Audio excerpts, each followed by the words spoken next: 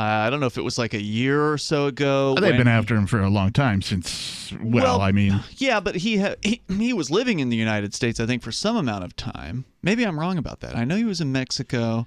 I remember the story being that he left the U.S. Last year after he'd got a tip that the IRS was investigating him. And I remember that. Launched his presidential campaign from a boat. But I thought that was longer than last year. I thought that was like several years ago. Yeah. No, it was because he was running for president. I remember him doing an interview from like in his boat. Yeah. He was running for president at the time for 2020. Oh, okay. So it wasn't more than 2 years ago. Okay. I don't think. Well, at any rate, it seems that he has landed himself in the news again.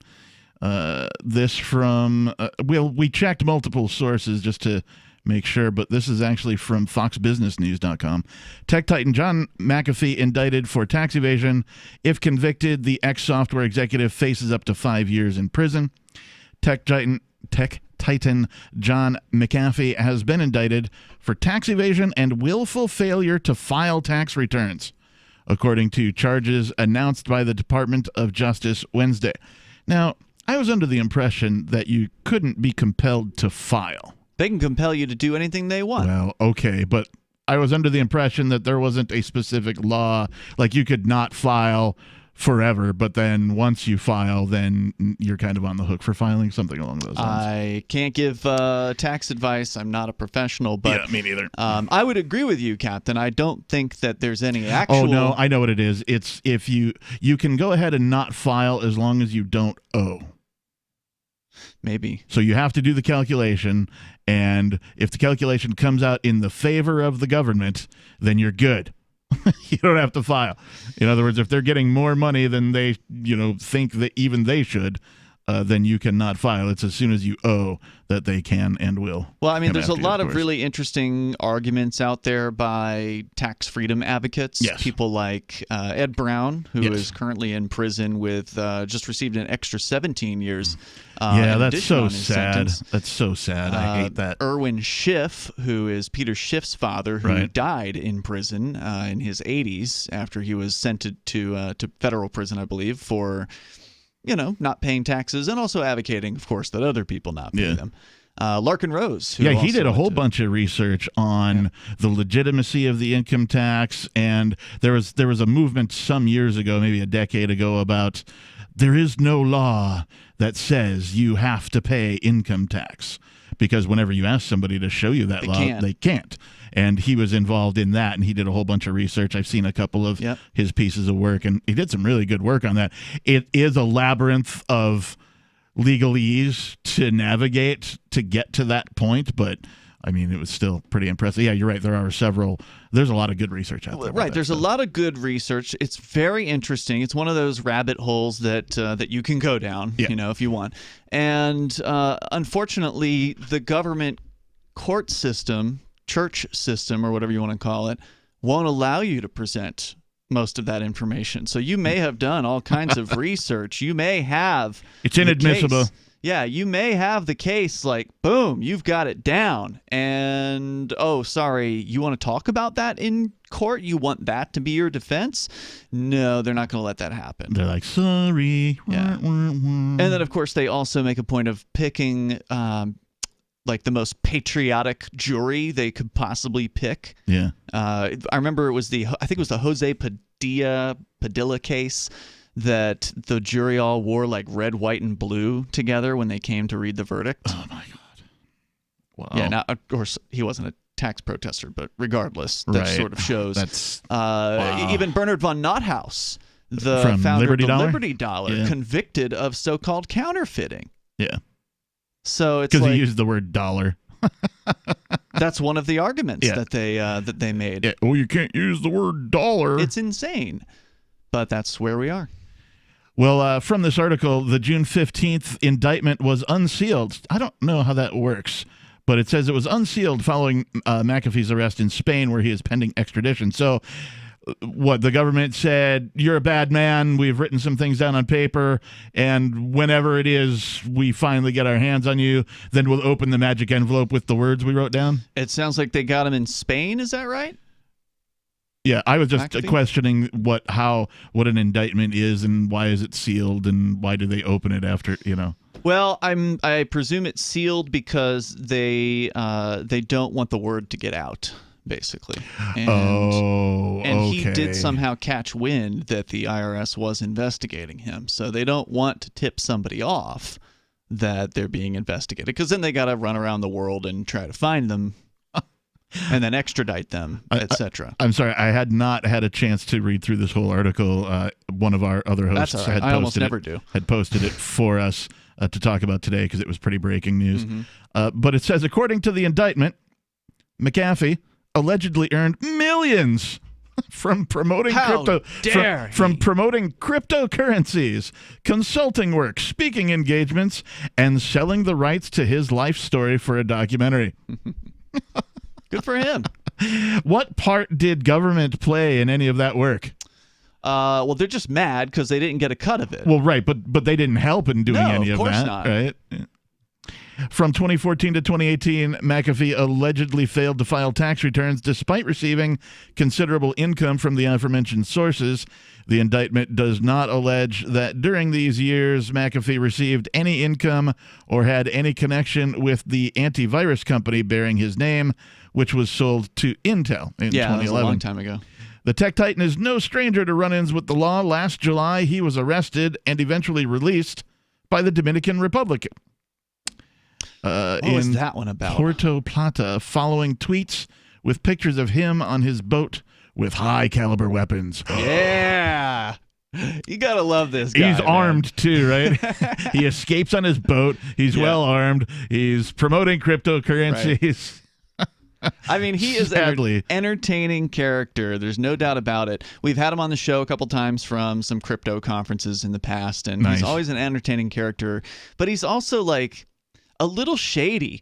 Walks a little on the dark side. He's funny as hell. Like, he's got a great sense of humor, but he'll also sell his soul for, $50,000 or whatever it is that he was charging. He would charge like $100,000 or something to like pimp out whatever your crypto was. Like you come to him with any old crypto and he'll pimp it out. I don't think he put much vetting or whatever into it, and he's just like, sure, man, just raking in the money on that. And then he did some other kind of shifty stuff. And like half the time, whenever he says he's going to be launching a thing, it never materializes. I came to that conclusion once. I remember he pimped something, and I was like, oh, that sounds like it might be interesting. And so I followed it for a minute, and then it disappeared. And I was like, interesting. And McAfee never said another word about it ever. Yeah. And that's pretty common. In fact, I said half the time. It's probably more like 99% of the time this guy. Well, so you really can't trust a word he says, from what I can tell. But man, is he entertaining. Kind of like Trump, I guess. I would say McAfee's even more entertaining, though. 855-450-3733 is our number. If you would like to talk about McAfee becoming arrested and, of course, now indicted for tax evasion, or anything else you would like to bring up here on Free Talk Live. Again, 855-450-3733. We've got more Free Talk Live for you coming up.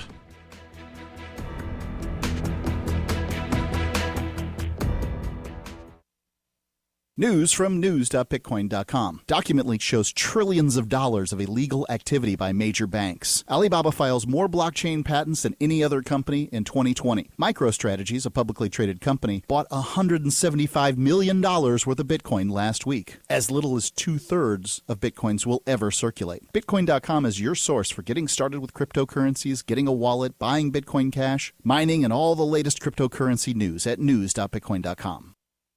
Join liberty-minded voluntarists, anarchists, and libertarians from June 28th through July 4th for ForkFest 2021 at Rogers Campground in the beautiful White Mountains of New Hampshire. ForkFest happens the week after the Porcupine Freedom Festival, and ForkFest is decentralized, which means no one is in charge. That also means there's no ticket cost.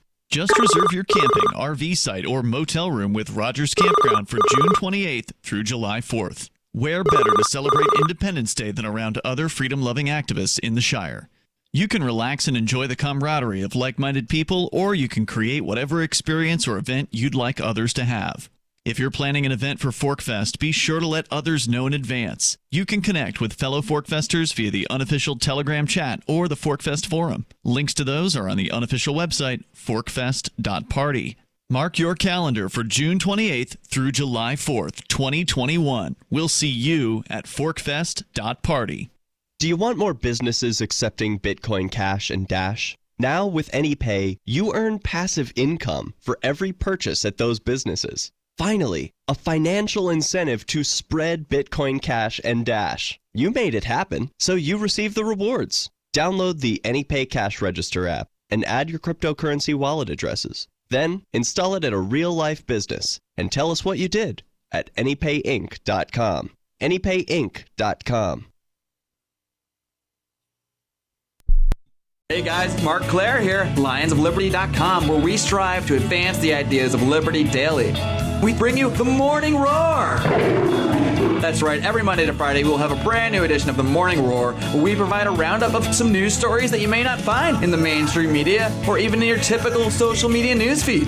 We find stories that relate to the ideas of liberty and provide you with our liberty perspective on them.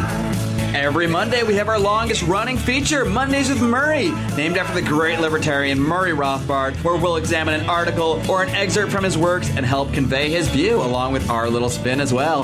We wrap it all up every Friday with Felony Friday, where our own John Odermatt goes out and takes a look at some sort of felony. There's felonies committed every day, you know, whether it's a felony committed by the police, a politician, or even an average citizen. You can find all of this and so much more over at lionsofliberty.com. Advancing the ideas of liberty daily.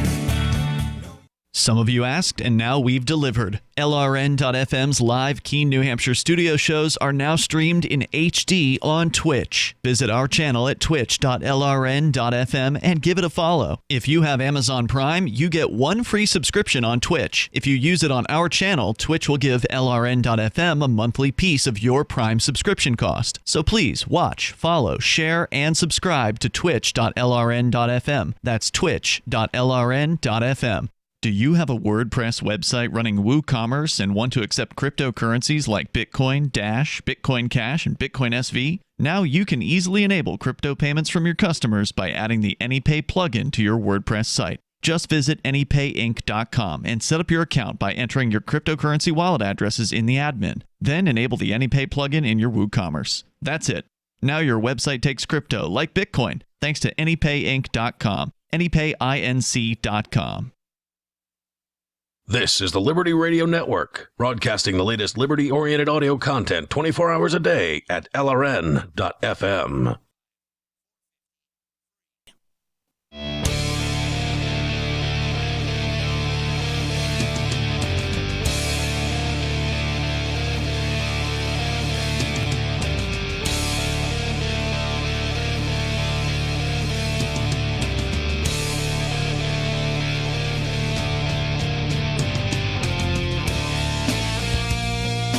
Welcome back, everybody, to Free Talk Live, the live Monday night edition.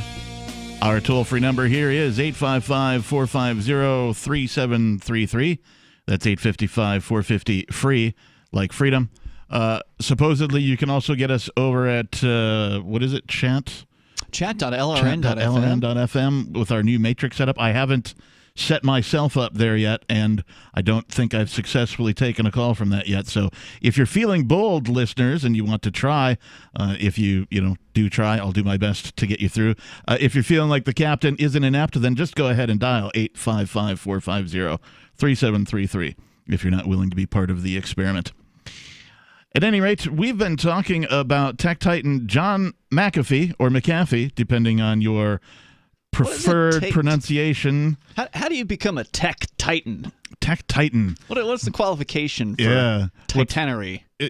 I don't know. Like, what's the difference between a titan and a king, or a warlord, or any other, sort of? I suspect a king. I'm just going to guess here. Maybe a titan, like, is a fighter of some sort. Well, there was a king. What was the movie? Clash of the Titans. It wasn't like Clash of the Leaders. It wasn't Clash of the Politicians. Right. It was Clash of the Titans. The badasses. Yeah, right? And I think that they were all mythical creatures. Perhaps a titan is a god or something. I'm looking it up as we speak. All right, you do that. Meanwhile, I would like to tell you that Bitcoin.com has launched a trading platform at localbitcoin.com, allowing you to buy or sell Bitcoin Cash via dozens of payment methods like PayPal, Venmo, bank deposit, remittances, or even meeting in person with cash. There are no ID requirements to sign up for and use the site, and all communications between buyers and sellers are encrypted. Finally, a global trading platform that respects your privacy. Visit local.bitcoin.com to get started trading Bitcoin Cash.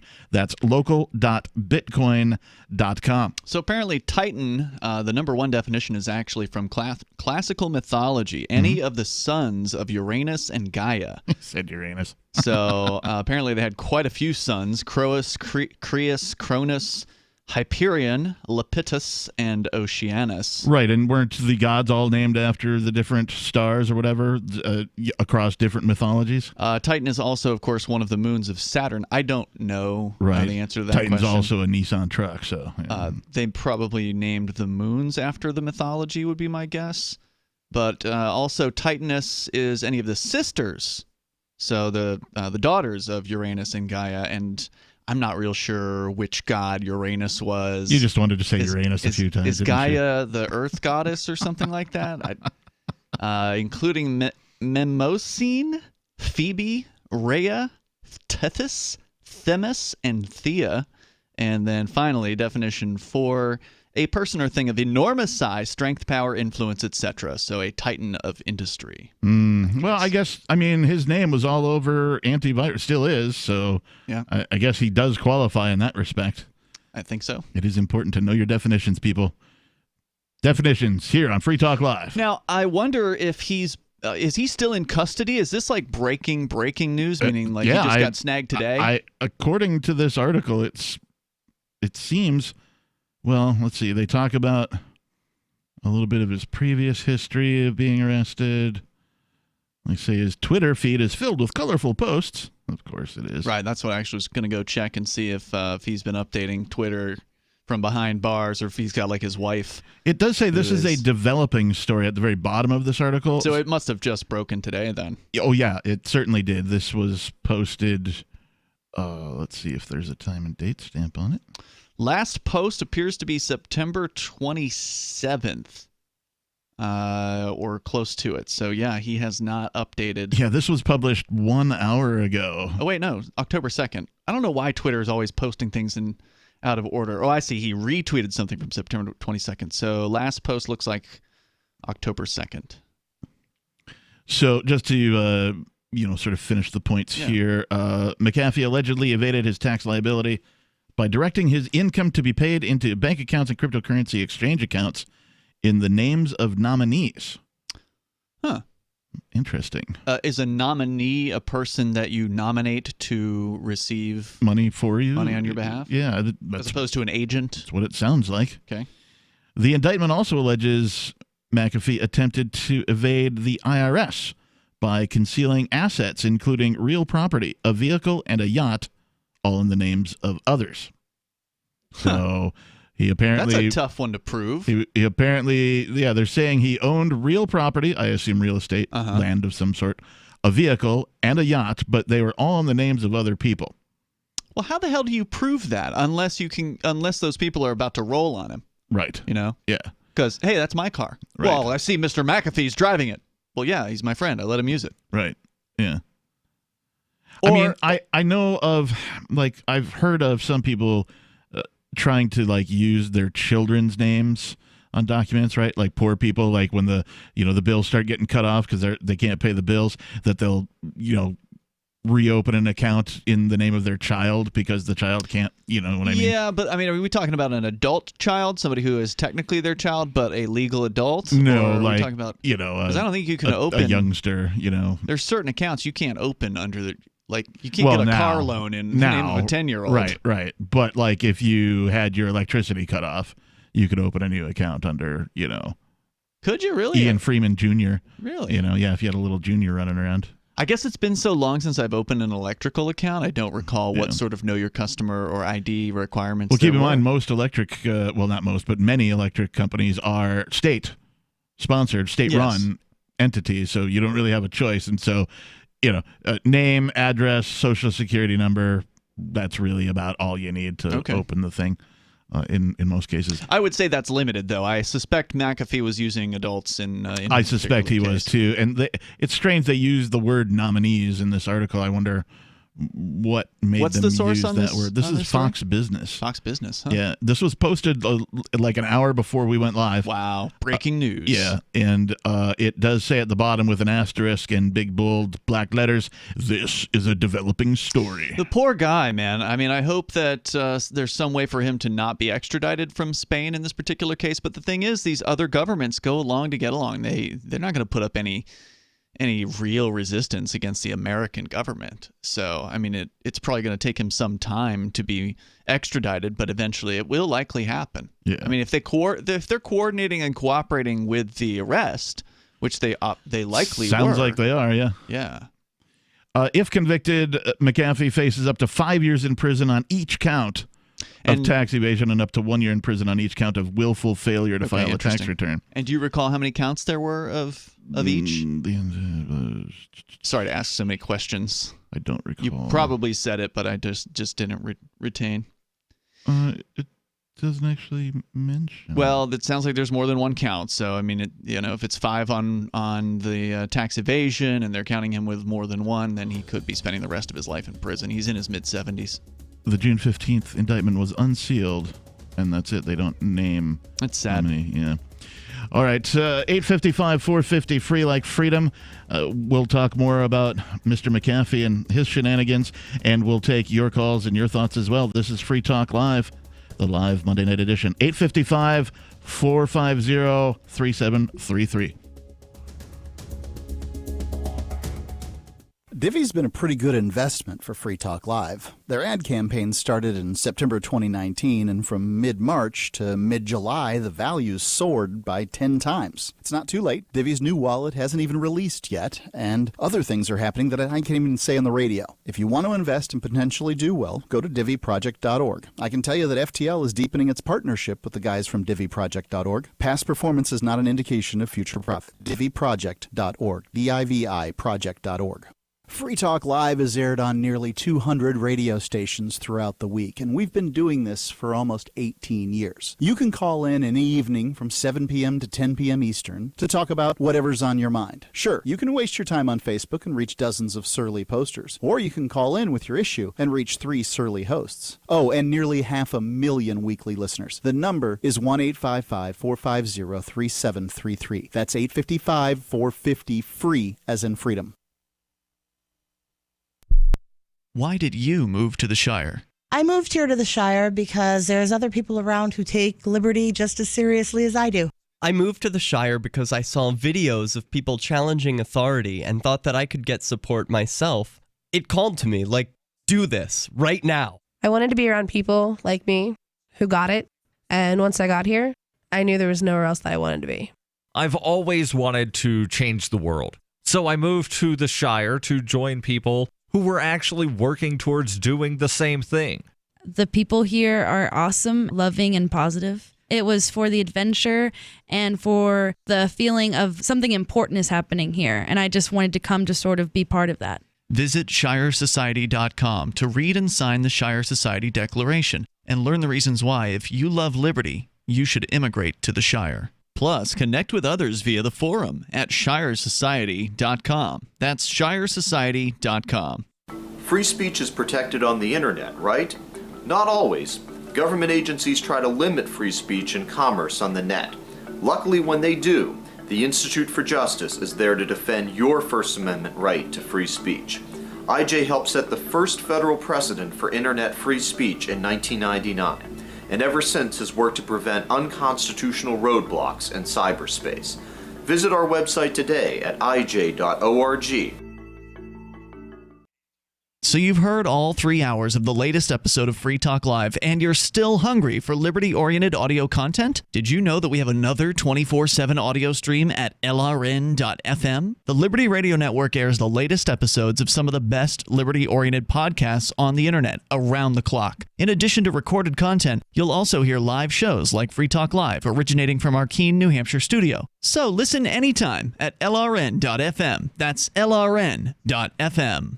LRN.FM's free-to-air satellite feeds blanket most of 2 continents. It was my goal to put our channel there so people without internet could receive our programs and feed pirate radio stations. As our contract with our satellite provider is coming up for another 3-year renewal, I have to consider calling it quits. It's rare that we get feedback or support from our satellite users. We started a fundraiser a few years ago, and though there are a bunch of great contributors to it, as of this recording, it covers 15% of our monthly satellite costs. Please email lrn@lrn.fm and tell me how you use the satellite feed. Better yet, chip in at fund.lrn.fm. The costs aren't the issue. We can afford them, but why continue something not valued by the market?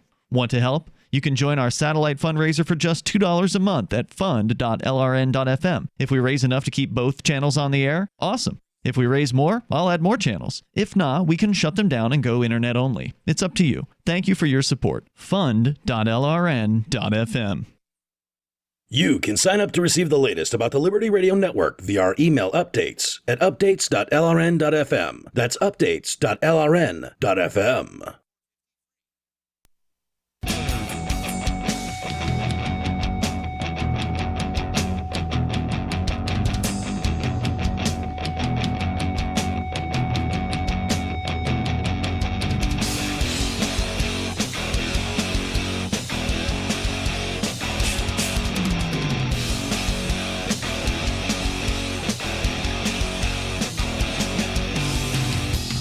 Yes, welcome back, everybody. Free Talk Live, the live Monday night edition. I am your host, the Reverend Captain Kickass, and in the studio with me tonight, it's Ian. And we have been talking about tech titan John McAfee, or even John McAfee, depending on your preferred pronunciation protocol. Indeed. We have been talking about him. He is looking at what appears to be 30 years in prison. We'll get to that in just a minute. You've heard us talk about Divi here on Free Talk Live, and maybe you've wanted to set up one of their easy-to-deploy masternodes or even stake Divi so that you can begin earning Divi right now. Ian says setting up a Divi masternode was super easy and staking was even easier. We're not investment advisors here on Free Talk Live, but we think you will be impressed with your earning potential with Divi as compared to traditional investment vehicles. Go to diviproject.org, that's D-I-V-I project.org, and get started. You can buy Divi at several exchanges or directly from the Divi team. Need help? There's a link to their Telegram channel right on the front page at diviproject.org. Again, D-I-V-I project.org. We'll get to those numbers in just a minute, but let's get to Larry in Indiana. Larry, you're on Free Talk Live. Hey, I do feel sorry for that guy. He's 70 years old, right? I think he's older than that. Well, he's been used to sleeping in his home bed. He can get up and go to the bathroom anytime at night he wants to go. That's going to be real hard on him. He's 75 years old. Yeah. Oh, man, that's even harder. Yep. The older you get, the more problems you have. You sure don't want to be sleeping in a jail bed. But hell no. In any case, he got greedy, so hogs go to slaughter. Well, now, hold on a second, Larry. He got greedy. Oh, wait. The greedy people here are the U.S. federal government agents. They're the greedy people. They're the ones who think they are owed something simply because they exist. Yeah, they didn't help him make any of his money. They didn't, provide any financial stability. They didn't provide any resources. They didn't market for him or anything like that. They had zero to do with any of the money he made. Why do you believe they should get a cut of his money? Well, a personal decision that you make when you operate in a certain under a certain amount of rules. If you know that what's going to happen to you when you do wrong. So, why are you saying it's doing wrong? It's not doing wrong. He maybe should have kept a little lower profile. Well, that's a good there's a good argument for that. The women and everything, you keep a low profile, you don't worry about all that stuff, and just simplify your life because you can keep the lights on. But in any case, yeah. What are you calling about tonight, Larry? I call about our president, Donald Trump. You know what he used on Democrats? He used a technique. It's called sitting on the ball, right? Now, he was tired from doing all that campaigning. You agree with me? I mean, it is brutal to do a campaign like that without ever having gone through it myself, having observed others. I remember reading the Harry Brown campaign where he talked about it was just wall to wall. You know, you're booked solid with interviews and appearances. And the energy, I understand his energy because he's a Titan. So what happened is he, rather than to give the ball up, you sat on the ball. That's what he done. He sat on the ball, and then he's got COVID, and now when he comes back out as a renewed man, he's going to have a lot of trash to talk about the COVID virus. And people are going to take heed to that. You know, I was in the store today, guys. I'm sick of wearing a damn mask. I'm sick of it. Yeah. I mean, it's nasty. It's unsanitary. So stop. Well, I have to a certain extent. Why? But they got people watching you now. But what happens? What happens if they're watching you? They give you a $1,000 fine. It's $1,000 fine there in Indiana. Yep, that's $1,000. What happens if you don't pay it?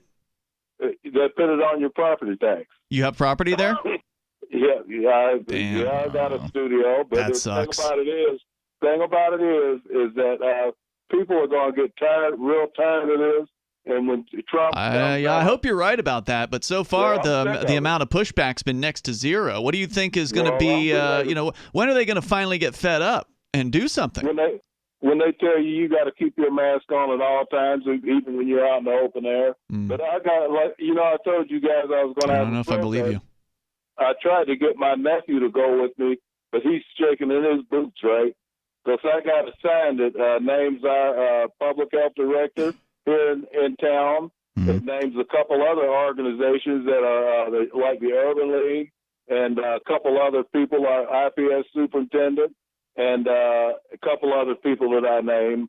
And I'm accusing them of being mass murderers, and committing crimes against humanity, but I'm killing two birds with one stone because all of these people are colored, right? And I'm going to accuse them of being practicing ethnic cleansing against their own people. Oh, so wow. I'm going to deal with the race issue, and I'm going to deal with the COVID issue because I think it's a deceitful lie, and that Donald Trump is going to come out strong on that, but I'm going to be bullhorning tomorrow and really having a joyous time. And you know what it is? Well, good. You know, if you're not having a good time, you're doing something wrong, Larry. I love it. I love the bullhorn. I had a. You love the what? Big giant. The bullhorn. I love a bullhorn. You're going out on the streets with a bullhorn? I got a bullhorn. I got the big long side. Oh, dude, is there video of you going out bullhorning people? I love that. I gotta get that, but I do chants and everything. I do. Dude, is there you got to bring some young guy or whatever, some kid, get with a video camera, get him to come out with you and get video of you doing that. Put it online. I told them that they could just, they don't have to act like they know me or nothing, That's a good point. Yeah, you could just randomly, he could randomly be around with a video camera like, wow, this crazy guy. And yeah, that's a great point. But I'm going to have my uniform. Just have him there before you get there. Just have him hanging around the area before you arrive, and then, he can just whip out the camera when you get there. I'll try to get my nephew tonight, but that's really smart. I've never thought of that one. These pastors are out there, right? And they got their churches closed down too, and their mouths are shut. They got mad at me last week because I told these pastors are an embarrassment. Yeah, they are an embarrassment. And I told them you can't open your mouth. But be obedient because you're 501c3s. That's bad. And I said, remember, Pastor Dixon. They rolled him out of his church on a gurney, and that's been about 10, 12 years I don't know who that is. Or maybe more than that. But I don't know what you're referring to. Well, there was an instance here in town where a Pastor Dixon had been a 501c3, and then he tried to get out of it. But, really? They did not let him out, and, they sold his church. He was in there trying to stay in his church, and they had the marshal come and roll him out on a journey. There was about 10,000 people out there to stop it. What year was this? Sounds like a decade. When was that? It's been That's 25 years ago. Wow, 25 years. Okay. Ago. So wait, why was he rolled out on a gurney? Did he have some sort of medical issue? Did they shoot him? I mean, what? He wouldn't come out. Oh, they strapped him down. They grabbed him and they strapped him down. To a gurney and put him on and brought him on out of there. But this was all because he tried to get out of 501c3? I feel like I'm missing part of the story. And it was just a simple thing that he had not paid his side of the employment tax because he said that he had a daycare. And he said that he was exempt from that. He got into having employees. Daycare, and all of the black churches, I can say that word, but they are basing their future finances on the daycares that they set up and other things that they do for the governments, local and federal, and they just don't know that if they open their mouths, then they can say, hey, look, you're out of here. Thank you, Larry, for sharing the story with us here tonight. Yeah, pretty crazy. I'm trying to get that video on YouTube. You definitely should do that. Thanks for the call, Larry. Yeah, definitely get that video if you can. I'd love to see that. I mean, if somebody goes out megaphoning and there's no video, did it actually happen? That is a great question. If a tree falls in the woods and there's no women around to hear it, is the man still wrong? Probably. Stop mansplaining. 855-450-3733. 855-450-FREE. Like freedom. This is Free Talk Live. We've got more of your calls and more fun stuff coming up. Do the letters IRS give you anxiety? I'm Dan Pilla. I've defended people from the IRS for more than 40 years. My book, How to Get Tax Amnesty, created the tax resolution industry and is responsible for helping hundreds of thousands of people. It can help you too. If you're a non-filer or facing IRS enforcement right now, your case is unique. You need real help, not cookie-cutter advice. My clients get my personal attention. Buy my book at danpilla.com and get a free consultation directly with me. That's danpilla.com. Let's start solving your tax problem right now. Are you ready for what's next? It's likely coming. More food shortages, power outages, grocery stores closed, social unrest. Ask yourself, do you have enough food and supplies on hand to last at least 30 days? Most Americans do not, but you can. Avoid the panic of the last-minute rush. Order your 4-week supply of emergency food today from mypatriotsupply.com. Starvation or dependency on the government are your only alternatives. Avoid those and the pain of being unprepared. Go to mypatriotsupply.com right now. Build your emergency food supply with meals that last up to 25 years in storage, shipped discreetly to your door. Folks that know what's coming are using today to prepare. There's time for you to do the same. That's mypatriotsupply.com, the original Patriot Preparedness Company. mypatriotsupply.com. What if you could cut your heating bills this winter with your existing wood-burning fireplace and not spend thousands doing it? You can with Great Wall of Fire fireplace grates. Our U.S. patented made-in-America Wall of Fire grates increase fireplace efficiency, eliminate fireplace smoke problems, and come with a 30-day money-back guarantee. See our grates in action and get free shipping from walloffire.com or call 800-274-7364. Fireplace heat without fireplace smoke. walloffire.com.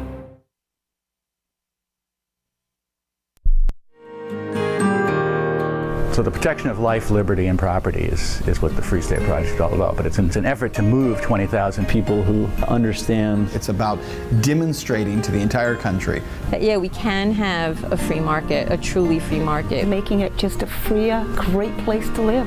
It's the world's largest voluntarist libertarian community, and it's only getting bigger. That's amazing, to be able to move to a place where other people passionately believe in being free and independent. What the Free State Project is managing to do, though, is to put their money where their mouth is. It's physically getting up across the country and saying, let's go someplace and let's demonstrate the power of these ideas. There's a lot of kind of philosophy that surrounds liberty. There's a lot of thinking about it and talking about it. But here in New Hampshire, people are doing it. 101 Reasons Liberty Lives in New Hampshire, a documentary by Free State Project Early Movers. Watch it free at 101reasonsfilm.com. 101reasonsfilm.com. If you want to know the latest about Free Talk Live before we go on the air, all you need to decide is how you want it delivered. It's your choice. Visit news.freetalklive.com to receive our usually weekly news updates by email. Plus, we have a Twitter account at twitter.freetalklive.com, and you can follow us on the decentralized Mastodon platform at toot.freetalklive.com. So please follow us at toot.freetalklive.com and sign up for our emails at news.freetalklive.com. Bitcoin.com has launched a trading platform at local.bitcoin.com, allowing you to buy or sell Bitcoin Cash via dozens of payment methods like PayPal, Venmo, bank deposit, remittances, or meeting in person with cash. There are no ID requirements to sign up for and use the site, and all communications between buyers and sellers are encrypted. Finally, a global trading platform that respects your privacy. Visit local.bitcoin.com to get started trading Bitcoin Cash. local.bitcoin.com. What's up next? Visit the Liberty Radio Network program guide to find out at shows.lrn.fm. That's shows.lrn.fm.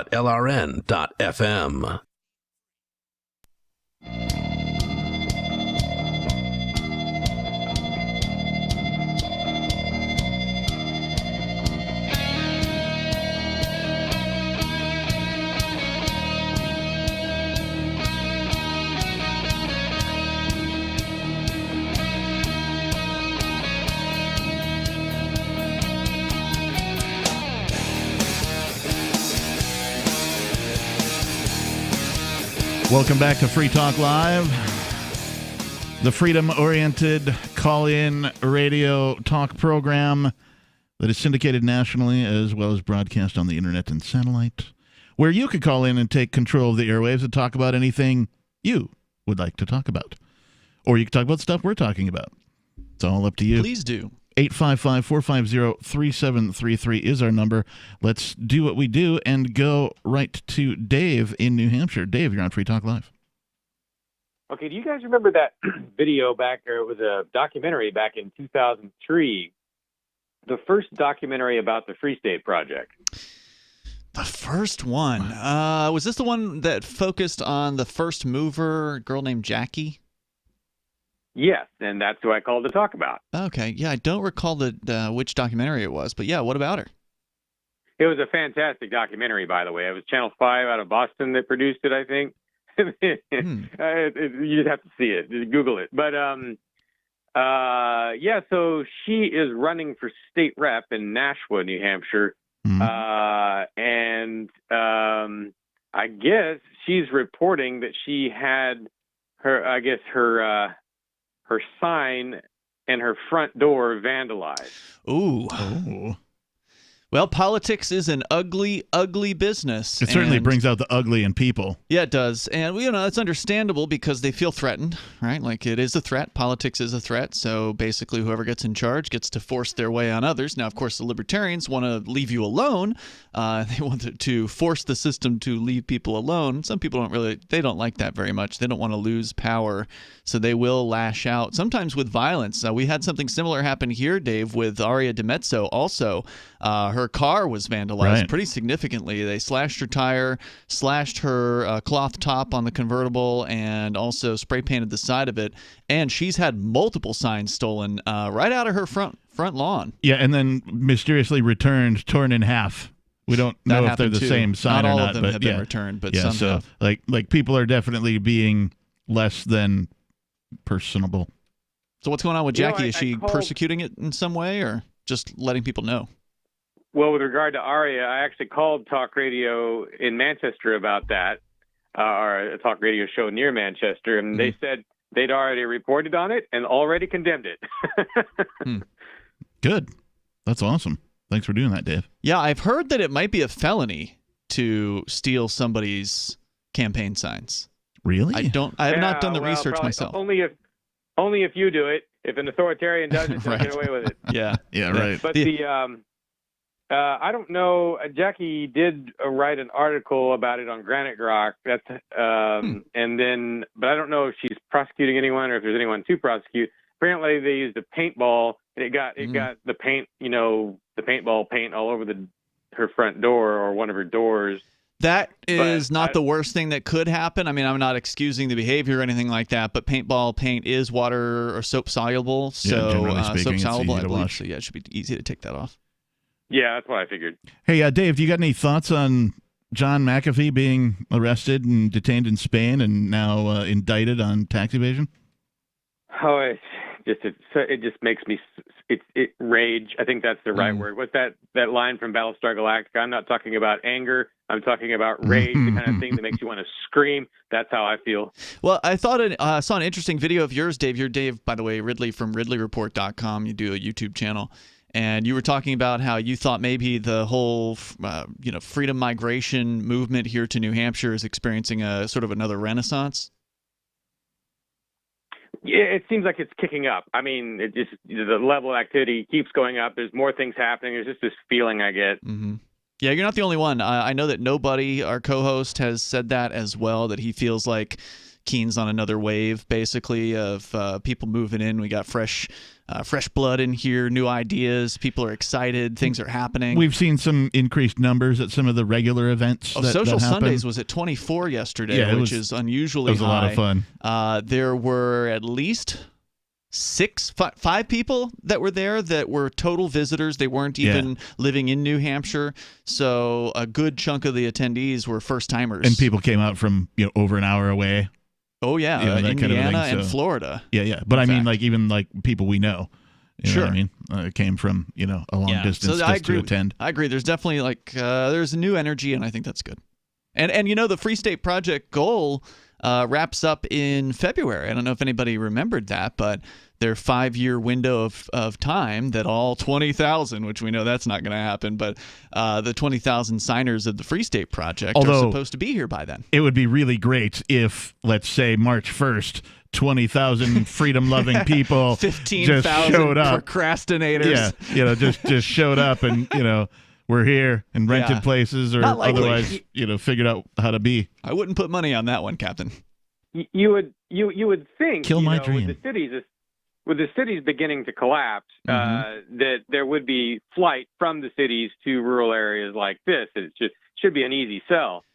You would think, and to some extent, it is definitely true. There are some people who have hastened their plans or created plans where they didn't previously take them seriously because of what's going on in the cities. And we've also seen some action from people who were previously living here that are thinking about coming back. Those who have left and had not yet returned.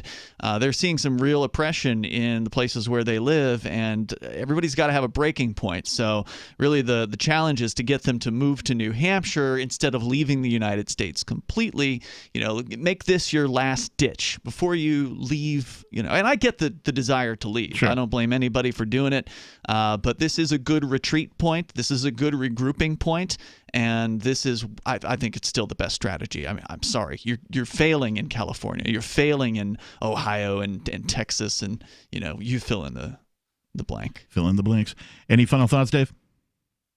I don't know. I speak Croatian pretty good, and I love the Balkans, and there's huge, super low prices on real estate there, and it's easy to move there and everything, and to be a fun place to live in a lot of ways. But I still didn't do it, and that's because I knew that if I went there, I'd have a new government above me in addition to the federal government claiming me, and there would be some problem I hadn't thought of. The grass is not greener on the other side of the fence. Amen to that. Thanks for the call tonight, Dave. We do appreciate it. 855-450-3733 is our toll-free number if you'd like to join the fun. Continuing on here from this article from Fox Business about Mr. McAfee, the tech titan, indicted and arrested for tax evasion.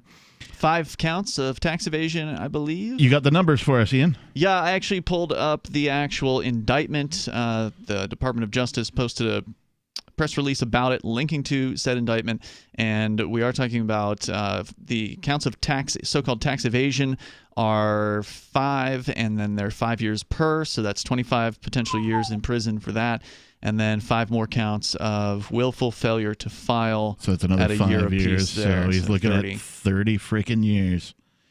Wow. It says McAfee also faces a period of supervised release, restitution, He's going to die in and monetary prison. penalties. Yeah.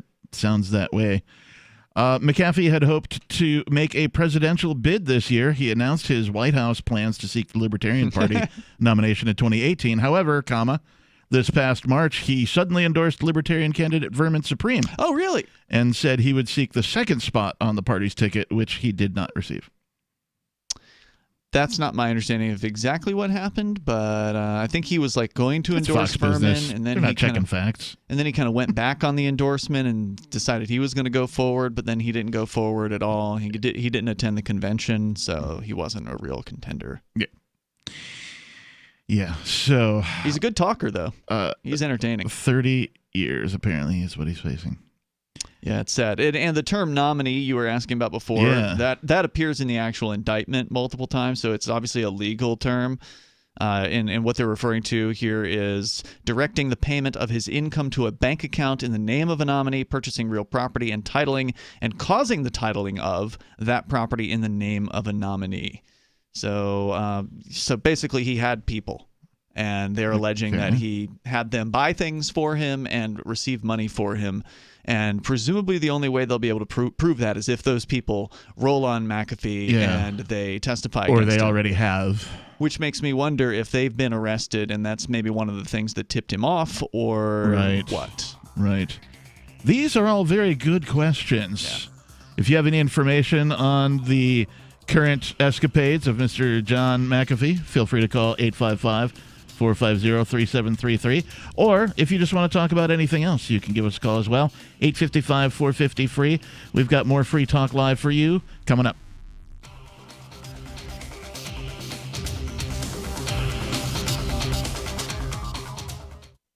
Remember when you first heard about Bitcoin? How long did it take you to realize this little project would soon change the world? Do you kind of wish you had gotten involved sooner? Well, now is your chance to be a part of the next revolution in money. Intercoin is working to finally make crypto go mainstream. It's designed to be scalable enough to support everyday payments and even elections without the state. Bitcoin was originally supposed to be a peer-to-peer cash system, the way we would all pay one another without having to trust any third party. But instead, over time, it mostly became a store of value. That's because every 10 minutes, the Bitcoin network must put all transactions into a block, and that block can only hold so much. If crypto is to become mainstream, for people to use it for everyday payments, we need a new architecture, one that is as secure as Bitcoin while being far more scalable. Check out intercoin.org to find out more and maybe pick up some of those coins for yourself.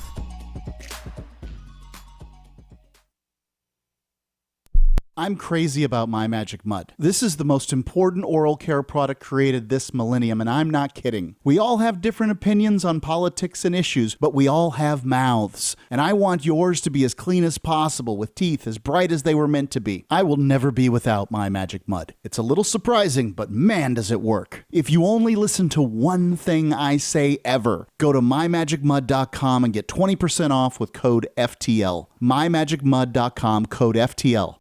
The LRN.FM social media channels have been revamped. We've eliminated Facebook and focused on other platforms like Twitter and Mastodon, the decentralized alternative to Twitter. On our accounts, you'll find posts from multiple LRN.FM show hosts together in one place. Follow us on Twitter at twitter.lrn.fm, or better yet, move to the decentralized Mastodon social media platform at toot.lrn.fm, toot.lrn.fm.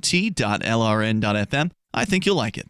You're listening to the live edition of Free Talk Live. Hour number 2 is next, after the news, here on the Liberty Radio Network at LRN.FM.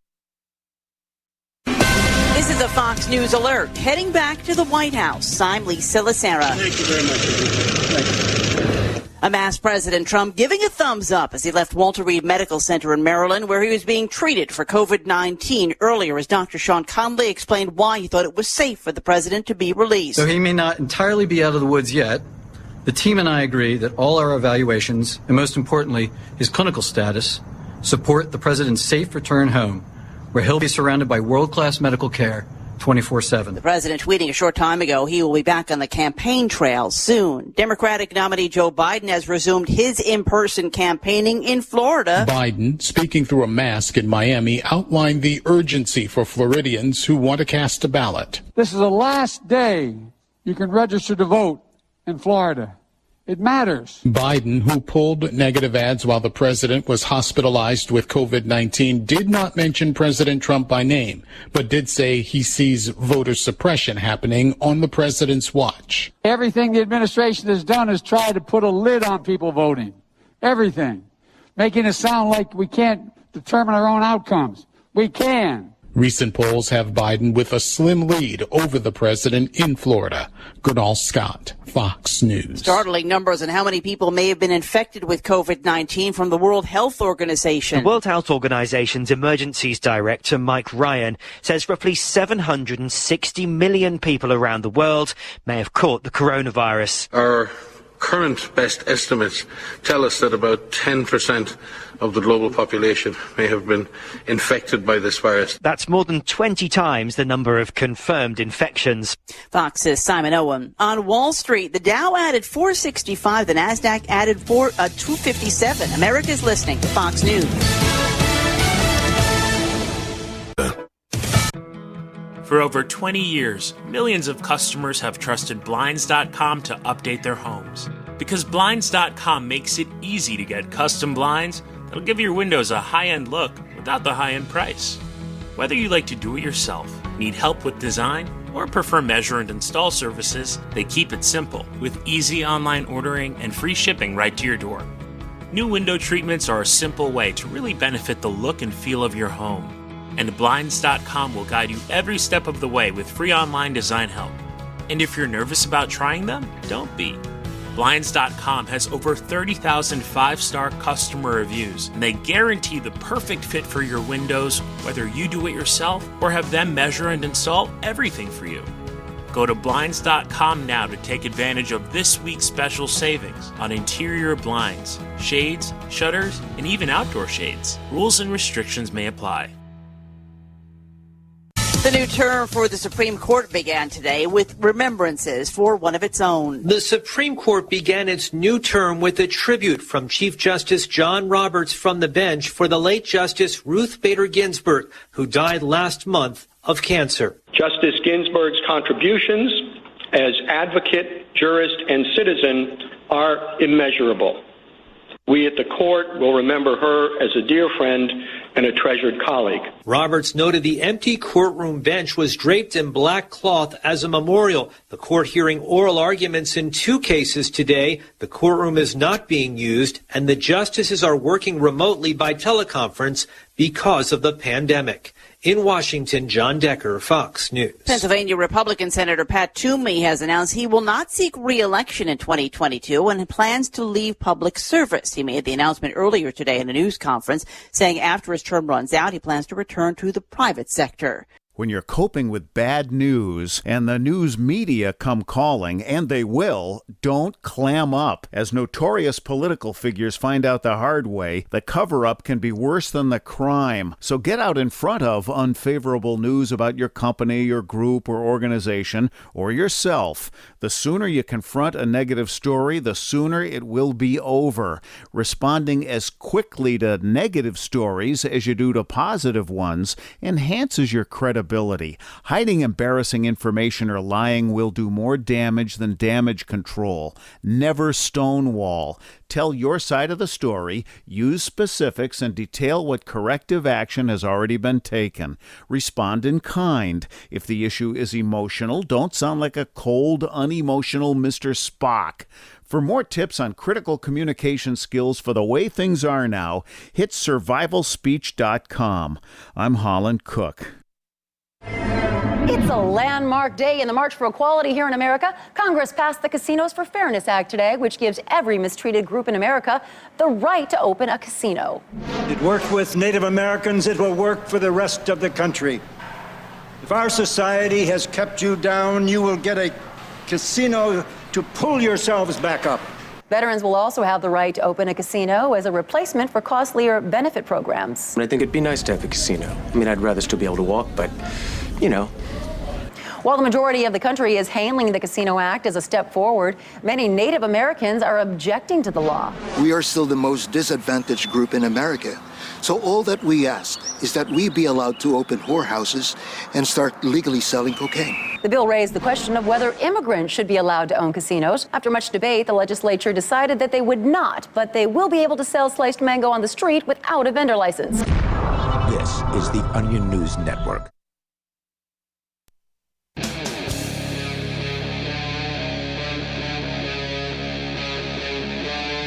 Free Talk Live. That guy said it was Free Talk Live. He might be right. He may be. It is Free Talk Live, near as I can tell, at least in the dimension that I currently exist in which I'm talking into this microphone. The toll-free number here is 855-450-3733. That's 855-450-FREE, as in freedom. And you could call in and talk about anything that's on your mind. In the studio tonight, it's myself, the Reverend Captain Kickass. And I'm Ian. And we'll get to your calls and thoughts again in just a minute, but I wanted to bring this other piece of very interesting information. Now, we know the reports will all say, due to the coronavirus or due to the corona pandemic, but we all know that it's due to the government overreach. I don't like the term overreach because I think it suggests that there is an appropriate amount of reach. Right, yeah, that's true. I know it's commonly used, but I don't think there should be a state, and so therefore screw the government. What would be a better word? Due to the government? Yeah. Yes. Due to the government, Cineworld. Or government people. Because it is important to say that these are just people. There is nothing that is the government. The government is just a fantasy. It's an idea, yeah. Yep.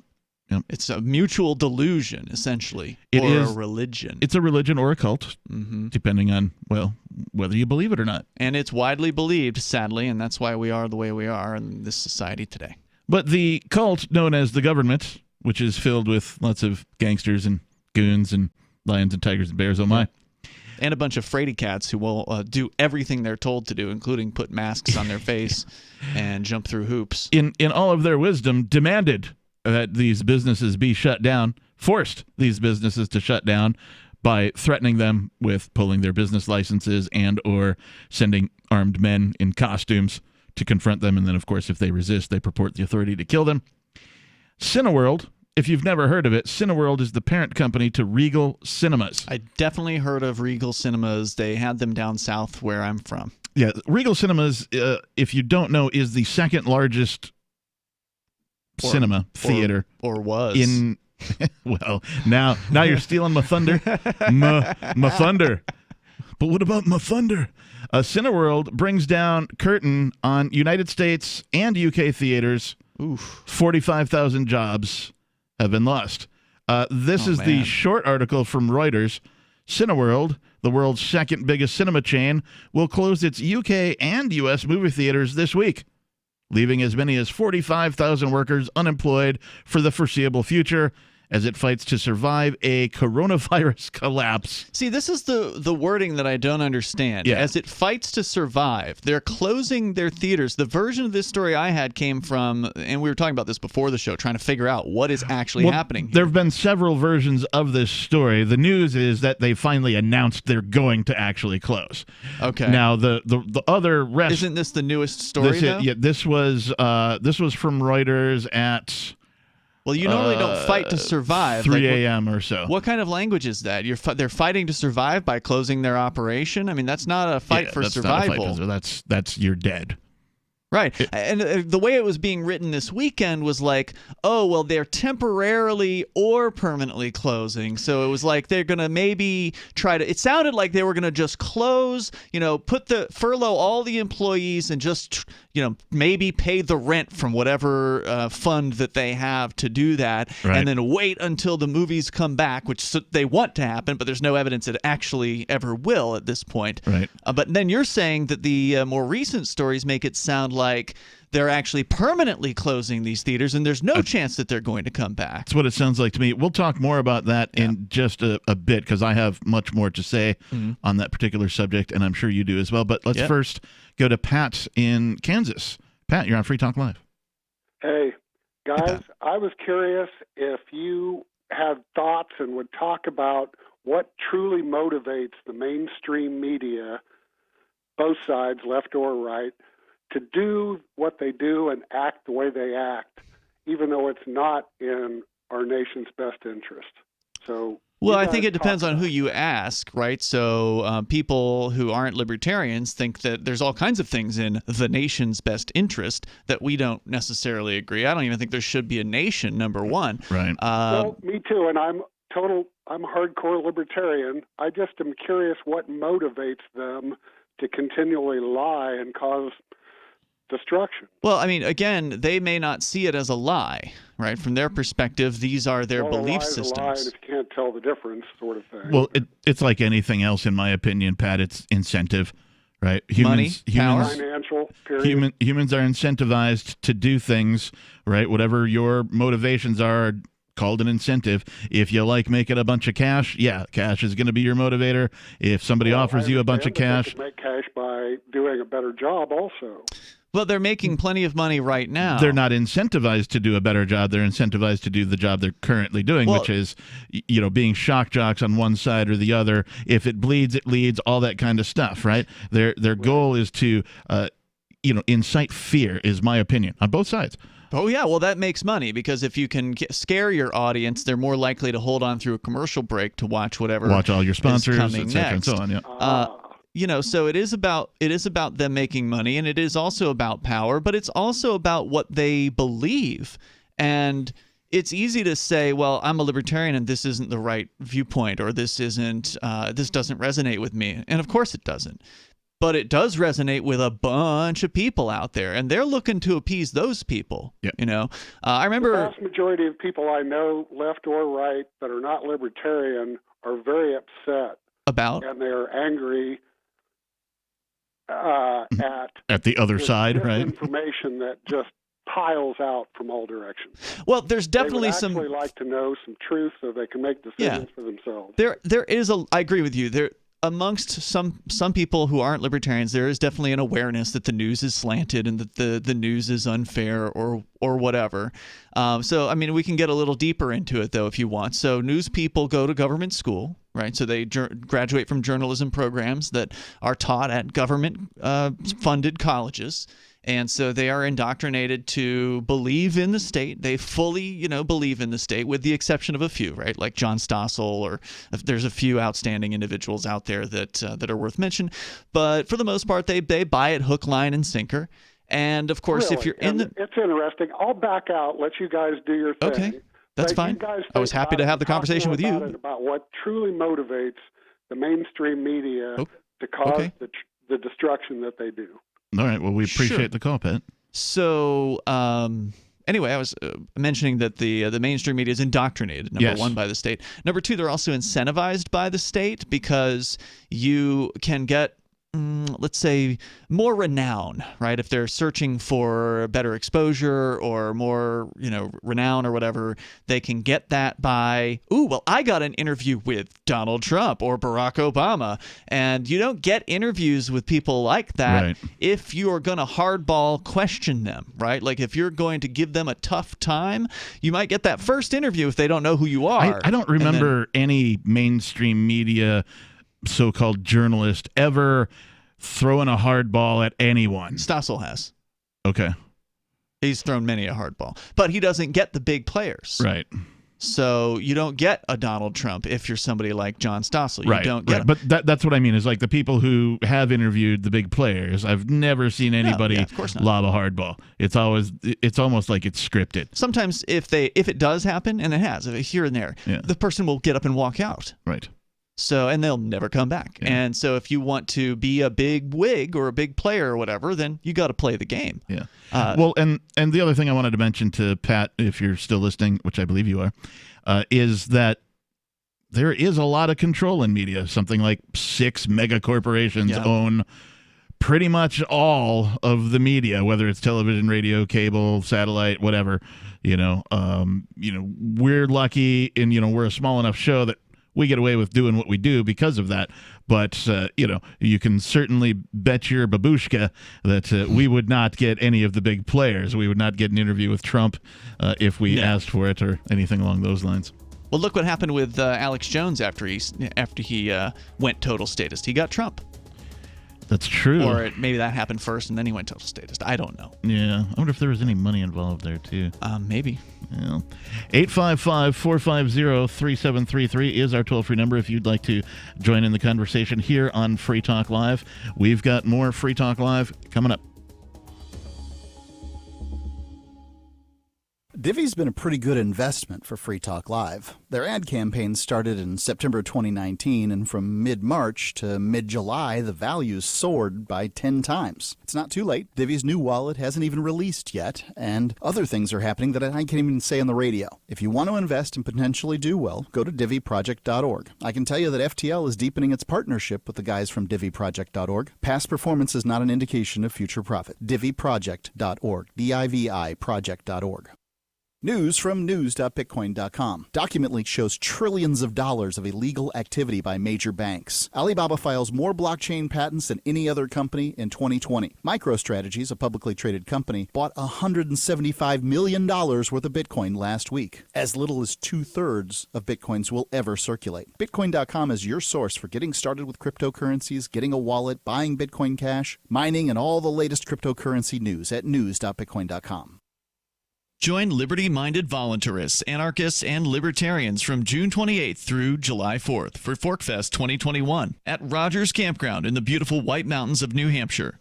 ForkFest happens the week after the Porcupine Freedom Festival, and ForkFest is decentralized, which means no one is in charge. That also means there's no ticket cost. Just reserve your camping, RV site, or motel room with Rogers Campground for June 28th through July 4th. Where better to celebrate Independence Day than around other freedom-loving activists in the Shire? You can relax and enjoy the camaraderie of like-minded people, or you can create whatever experience or event you'd like others to have. If you're planning an event for ForkFest, be sure to let others know in advance. You can connect with fellow ForkFesters via the unofficial Telegram chat or the ForkFest forum. Links to those are on the unofficial website, forkfest.party. Mark your calendar for June 28th through July 4th, 2021. We'll see you at forkfest.party.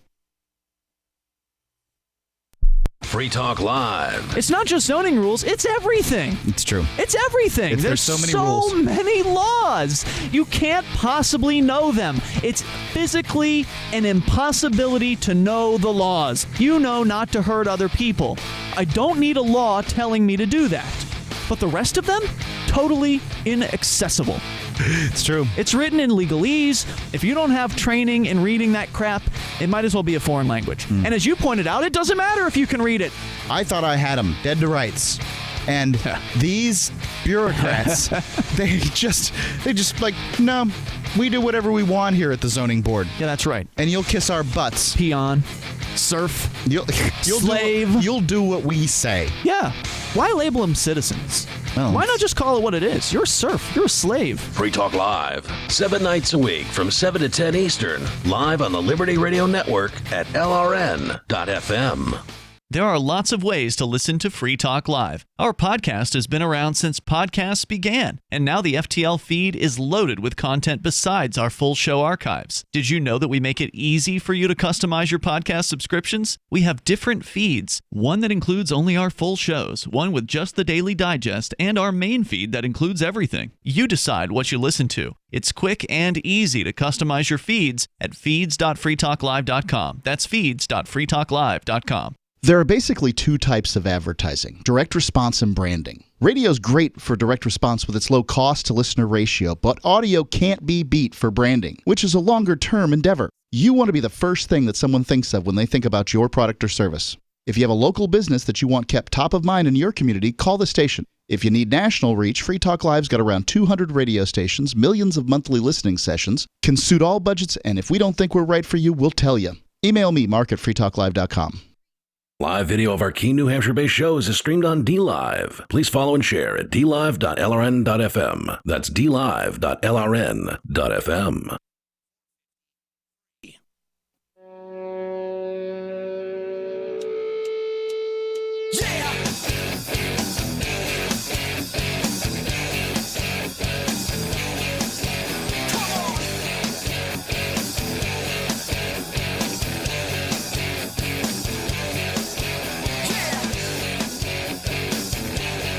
This is a public service announcement from Captain Kickass.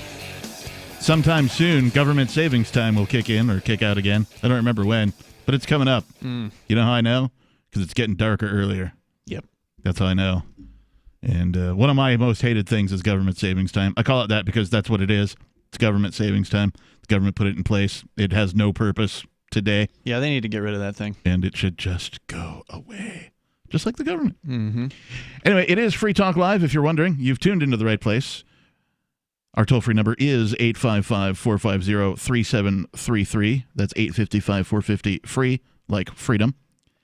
In the studio tonight, it's myself, the captain. Yeah, it's Ian. Do you have a WordPress website running WooCommerce and want to accept cryptocurrencies like Bitcoin, Dash, Bitcoin Cash, and Bitcoin SV? Because now you can easily enable crypto payments from your customers by adding the AnyPay plugin to your WordPress site. It only takes a moment. Just visit anypayinc.com and set up your account by entering your crypto wallet addresses in the admin. Then enable the AnyPay plugin in your WooCommerce. That's it. That's all you have to do. Now your website takes cryptocurrency thanks to anypayinc.com. That's anypayinc.com. Those guys do good work. We have been talking a bit about the announcement by Regal Cinemas. I stumbled upon this news today. I say that frequently. I was prepping for the show is what I was doing and going through my feeds. And there's some folks who post regularly, write articles, that kinds of thing that I check out. And this was actually in one of the comments from somebody else. Was a link to this article from Cleveland.com. I don't know if that's the state or if that's the name of a periodical or something. I don't know. But Cleveland.com, Regal Cinemas to close all U.S. locations, reports say. And this was updated to 9:45 a.m. Struggling Regal Cinemas plans to close all of its U.S. movie theaters, according to multiple reports. British parent company Cineworld will shutter 543 U.S. theaters, as well as its locations in the United Kingdom and Ireland, after losing $1.64 billion, billion in the first half of the year, due in large part to, well, the government. That's not what they said. No, they say the coronavirus pandemic, of course. I'm paraphrasing the article. Variety.com and Reuters both reported, apparently. In Cuyahoga County, Regal has moved theaters at I don't know where Cuyahoga County is. Is that New York? Regal has moved theaters at Crocker Park in Westlake, Great Northern Mall, Middleburg Town Square, Richmond Town Square, Richmond Heights. Yeah, we don't need to know all that. Yeah. The tipping point, according to Reuters, was the delayed release of the new James Bond film, No Time to Die, which ironically has now become Regal's Time to Die. Cleveland is the city in Cuyahoga County, Ohio. So, yes, so it is. That is Cleveland. Okay, all right. The tipping point was the delayed release of the James Bond film, No Time to Die, that moved from November until April 2021. Well, according to CNBC, this is a temporary shuttering of the more than 500 theaters. Now, this is a story written by CNBC on today. So, at what time? Today at 1:35 Eastern. All right. The writer's bit that I'm looking at is also from today. And they've got CEO 2:38 a.m. Mookie Greninger told CNBC. Wow, that's a name. Yeah, his name's Mookie. Told CNBC today the theater chain made the decision to close the locations because there aren't enough blockbusters. On Halloween, I bet he's spooky Mookie. Quote, we are now like a kind of grocery shop that has no food to sell, he told Squawk Alley. The parent will temporarily shutter. The parent of Regal Cinemas will shutter temporarily. It's more than 500 theaters, as well as 127 Cineworlds and Picture House locations in the UK. So they're just. So it sounds like they're just trying to hibernate. Is what it sounds like. This article continues that movie theaters were allowed to reopen at 25% capacity in places. Wow. They mentioned New Jersey. 25%. Yeah, I actually saw an article yesterday. It was in my news feed, right? Like the Google suggestions of things that you might want to read about. And the title looked really good. Yeah. Like it was about how movies in the 1980s, specifically 1988, where Die Hard came out, for instance. It had a picture of John McClane, the character, Bruce Willis is John McClane from Never forget Nakatomi Towers. Yeah, exactly. Great movie. Or Tower, I guess. One of the best. And so the headline of this story... Let me just pull it up here. I can't actually read the thing because it's on a New York Times site, which means you can't read the thing. Oh, wait, no, it's going to let me read it now. That's good. Nice. Anyway, the headline, Uncouth, Cranky, and Rude. Movies in 1988 were a far cry from today. In films like Die Hard, Cocktail, and A Fish Called Wanda, characters were loud, obscene, neurotic, and mean. Now the edges are razored off. And I thought, this would be an interesting article about, how cool, movies used to be and how wussified they've gotten today, right? Like that's at least what the title and subtitle made it sound like. But I couldn't get down past the third paragraph. Yeah. But in paragraph 2, the guy who's writing it, who I presume lives in either New York or New Jersey, because he's working for the New York Times, and he mentions being around that area, Wesley Morris. He says that they were going to go see Tenet, which is the only movie really of that's been released since the pandemic. Basically, that's been released at some theaters, right? So like, if your theaters are open in your area, then you could go and see this one movie. Of course, they're selling, they're showing old movies from like the 80s and the 90s, which is cool. But I just want to read this sentence or these few sentences for you. The conditions were optimal. New Jersey caps theater attendance at 25%, and my boss rented out the entire house as a precaution. So a few of my colleagues and I sat rows apart and agreed to remain masked the entire time. It was lonely, he says. And then he goes on to actually criticize the movie that he was watching. But I just thought, what it must be like to live in that level of fear. You're so afraid of going to the movies that your boss rented the entire theater, which could only have 25% of the people in it, period. So he paid for whatever the cost of 25% of the seats was. Right. Rented the entire theater, so this guy and a few, as he describes it, of his colleagues could go and sit rows apart from one another and wear masks the entire time just so they could watch a movie. And that's how frightened. Arguably write about it or something. That's how frightened that this guy is. So it's like, what's this guy really going to say? Now I don't really want to read his article because, he's talking about how movies and characters have their edges worn off these days. Well, yeah, it's because of people like you. And then he's got no balls. Yeah, who are so wussified that they, won't even go to the movie theaters without a mask on constantly and being sat rows away from people. Why would... It sounds like the characters are matching their audience. It seems to be.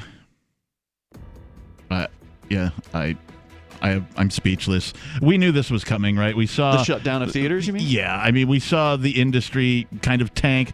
All theaters have been light on attendance since any sort of reopening has been allowed, and they're not allowing full capacity, and we know that those places make their money when they're packed. So it was only a matter of time. We're starting to see. Are we starting to see it?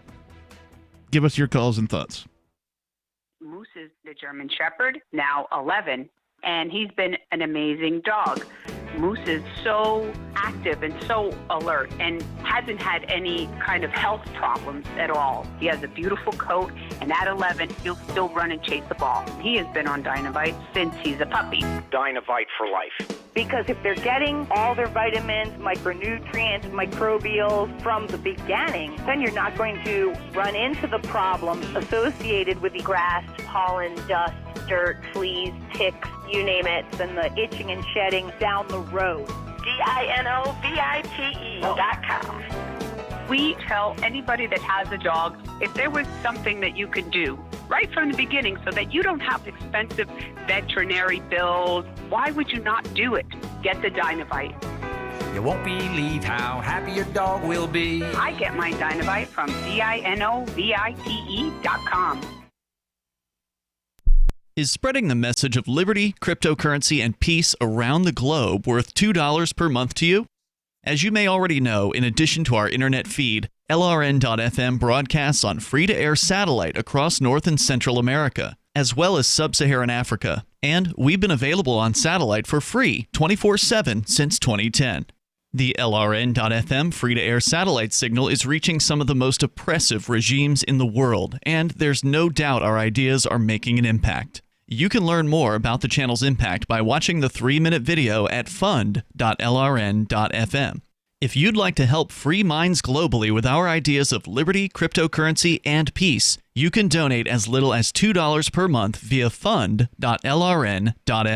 You can help us continue and expand our satellite broadcast to multiple continents. Visit fund.lrn.fm today, and thank you for your help. Don't forget to share the link on social media. That's fund.lrn.fm.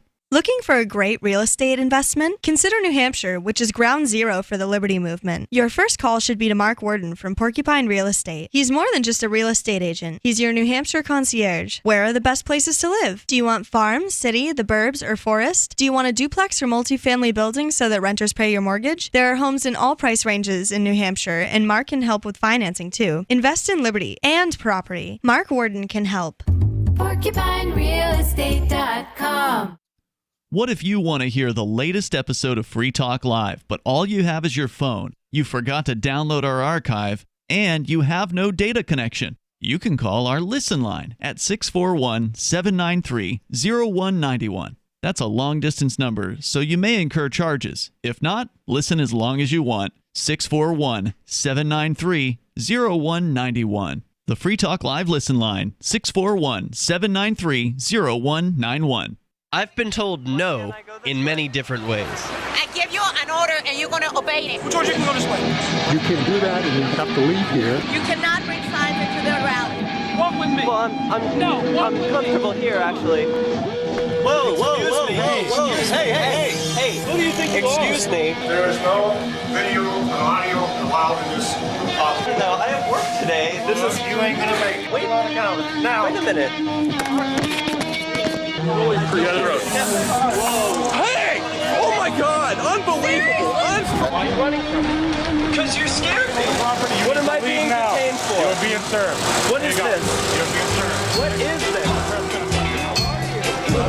Bureaucrats have a funny way of telling people no. That's the sound of the men working on the chain. Derek J's Victimless Crime Spree. Watch it for free and order the Director's Cut DVD at victimlesscrimespree.com. You're listening to the best liberty-oriented audio streamed around the clock, on the air, and online. This is the Liberty Radio Network at LRN.FM.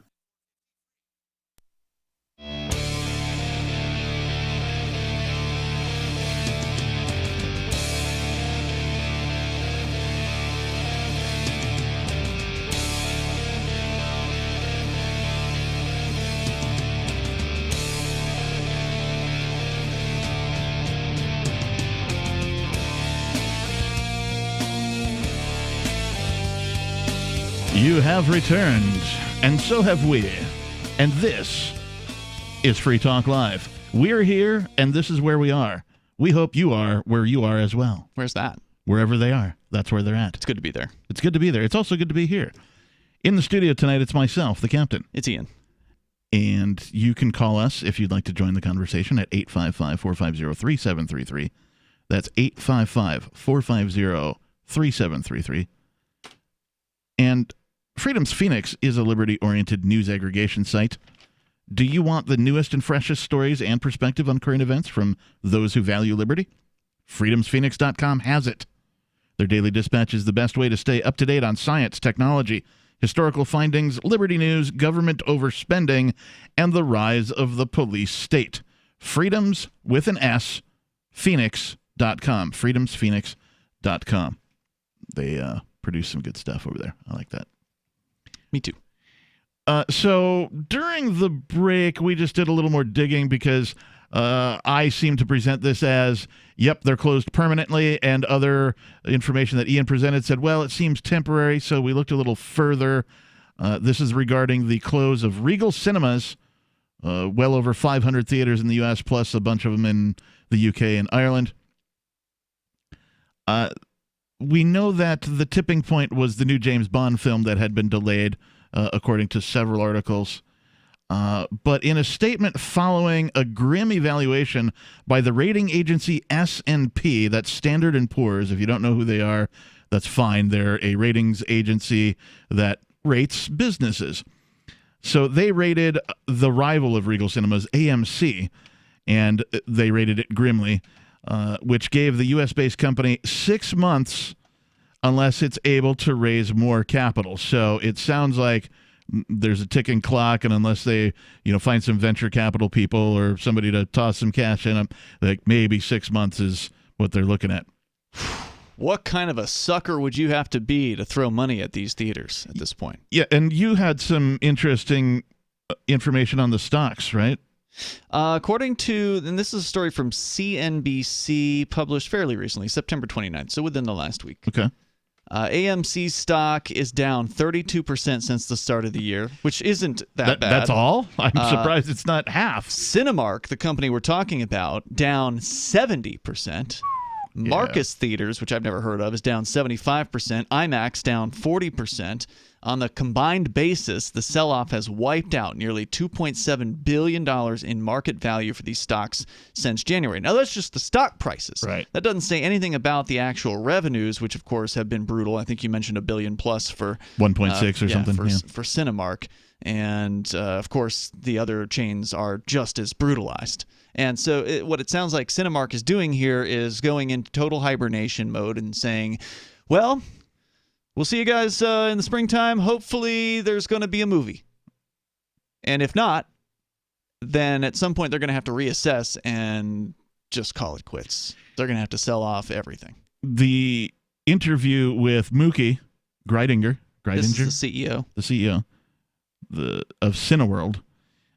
He mentions that he did not expect any locations to shutter permanently due to the pandemic. Sure, buddy. He said he saw mid-December as the, quote, best case scenario, unquote. Now, December's usually a good month for movies, right? So if you look at the Star Wars movies that have come out over the last decade, they've all been in December, with the exception of, I think, a couple spring. Yeah, they're always releasing some, trying to release blockbusters around the Christmas for the holiday rush and all that kind of thing. But he said he saw mid-December as the best-case scenario for reopening, but acknowledged it could be later. Yeah. I bet he acknowledged that. Well, I mean, of course... You lead with that, pal. Of course the CEO isn't going to say that they have We're a plan doomed. to close every theater or half the theaters or whatever. I mean, already, it looks bad, and you want to try to keep the employees feeling like that they actually will have a job to come back to. Because, I mean, again, if they do want to reopen these theaters, and I'm sure they do want to have workers who are willing to come in to work at them. But then again, they're just theater jobs, so it's not like you can't. I mean, I'm sorry. Those are some of the lowest skilled jobs out there. I certainly don't miss paying $12 for popcorn or whatever, right? Well, right. And this is one of the reasons why theaters are having a tough time, is because they were already on the way out, arguably. Oh, man. It just occurs to me one of my favorite theaters in the Seattle area is the one you Regal. can eat at? Yeah, Cinebar, C-I-N-N-E. Wait, that's Regal? C-I-N-E-B-A-R-R-E. Yeah, it was a Regal cinema. Yeah. And they had a couple of locations in Seattle, so that means that was my favorite place because it was a bar and restaurant plus movie theater. Like, you could just go in, and there was an area when you walk in after you get your ticket where you could just sit down, like, at a bar and order some food and hang out, if you want to meet people there. I've never been to one of those. But if you wanted to go see a movie, why, you could just go in, and you press a little button, and you have a little pad that you write your order down on, and somebody comes, and when you press the button, somebody comes down and looks at your order and go, okay, do you want fries with that or whatever, right? You can order your drinks or your beers or your wine or whatever.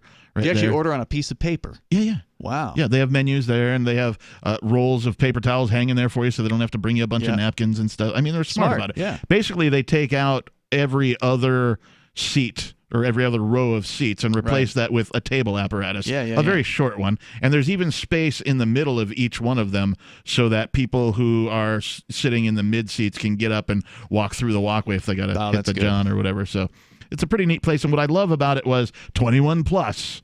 Which means I don't have to deal with anybody's crying kids when I go and see my Marvel movies or whatever. You know what I'm saying? Or whatever. Yeah, that is, and that's a big reason why people don't want to go back to a theater, because they're there with the public. But on the other hand, that's also a reason to go to the theater, because it's a different experience seeing a movie with a good audience, right? Yeah. Like where there's no baby crying and you know, they laugh, they cry. A bunch of adults sitting around having adult cocktails, eating some good grub, and watching a great movie. Yeah, is a great time. You watch a horror movie, you can hear the girls shriek in the theater, right? Like so, like there's a kind of a cool thing about that, and there is something special to seeing a movie, at least for those of us who grew up with it. Yeah. Seeing a movie on the big screen, even though it's easier and easier and easier these days to have a big screen in your own home. I mean, it's not as large, but you're sitting closer, so it doesn't have to be. So it's pretty easy to kind of ape the movie-going experience to some extent with, I would say to a large extent with home theaters. So already theaters were struggling for audience, which is why the 3D gimmick came out. And it hasn't really taken off. Well, when we saw, I'm trying to remember what it was called, Movie Pass or something like that. Yeah. That thing came and went because they. Oh, that died. Yeah, they under. What's the right word? Their business model was not sustainable. Yeah, is essentially they didn't have enough money coming in to sustain. Yeah, to sustain. So Mookie went on and he said the key is that authorities must allow theaters to open in New York and more widely in California. Mm-hmm. Studios have told cinema operators they will not release major films without those markets, he said. Wow. So just think about that. Like, we're looking at the potential end of Hollywood as we know it. No, it won't end Hollywood. It will simply end the theater business. Well, but what I'm saying, as far as movies are concerned, right? The way movies are produced, the way they're distributed, the way they're marketed, that is all changing. Of that is about to change very quickly. It already has. Earlier this year, Universal released Trolls 2 on a direct-to-video or direct-to-home kind of transmission where you could go and watch it on YouTube and Amazon or wherever else, like 7 different online streaming portals, and we're charging $30 a head, or not per head, but per destination, essentially. So you could have more than one person sitting in the room watching, and they don't know how big your party is, right? So right. It was interesting because that producer, I think it was Universal, they made more money on Trolls 2 than they did Trolls 1. Now, mind you, I've never heard of either of these films, but apparently they brought in more money to the studio. Even though the gross itself was lower on number 2, they kept 80% instead of keeping only 50%, which is what they get from the theaters. Oh, I see. Well, 855-450-3733 is our toll-free number if you'd like to talk about the big news of Regal Cinemas closing at least semi-temporarily. We've got more Free Talk Live coming up. Hey everybody, confused about staying healthy in a crazy COVID culture? Me too. But listen, after all the research, all the conflicting studies, after all the squabbling, there's one thing almost everyone agrees on. It's that immune system health can literally be the difference between life and death. You probably already believe that. I certainly do. So here's the thing. I wanted to get past the craziness and find out which plant-based substances actually have studies that demonstrate some efficacy in immune support. Now, you'll have to sign a waiver, but you can check out what I've discovered at StrongerDefense.com. No cures or treatments there. Instead, little-known but shocking immune system research and a breakthrough immune support product based on that research called Immune 10X. And the best part? You can go to the Stronger Defense website right now and claim your own supply of Immune 10X without paying anything today. Crazy, right? Learn more about this unusual limited-time offer at StrongerDefense.com. That's StrongerDefense.com. Are you ready for what's next? It's likely coming. More food shortages, power outages, grocery stores closed, social unrest. Ask yourself, do you have enough food and supplies on hand to last at least 30 days? Most Americans do not, but you can. Avoid the panic of the last-minute rush. Order your 4-week supply of emergency food today from MyPatriotSupply.com. Starvation or dependency on the government are your only alternatives. Avoid those and the pain of being unprepared. Go to MyPatriotSupply.com right now. Build your emergency food supply with meals that last up to 25 years in storage, shipped discreetly to your door. Folks that know what's coming are using today to prepare. There's time for you to do the same. That's MyPatriotSupply.com, the original Patriot Preparedness Company. MyPatriotSupply.com. On Free Talk Live, we're bringing people to the ideas of liberty every day.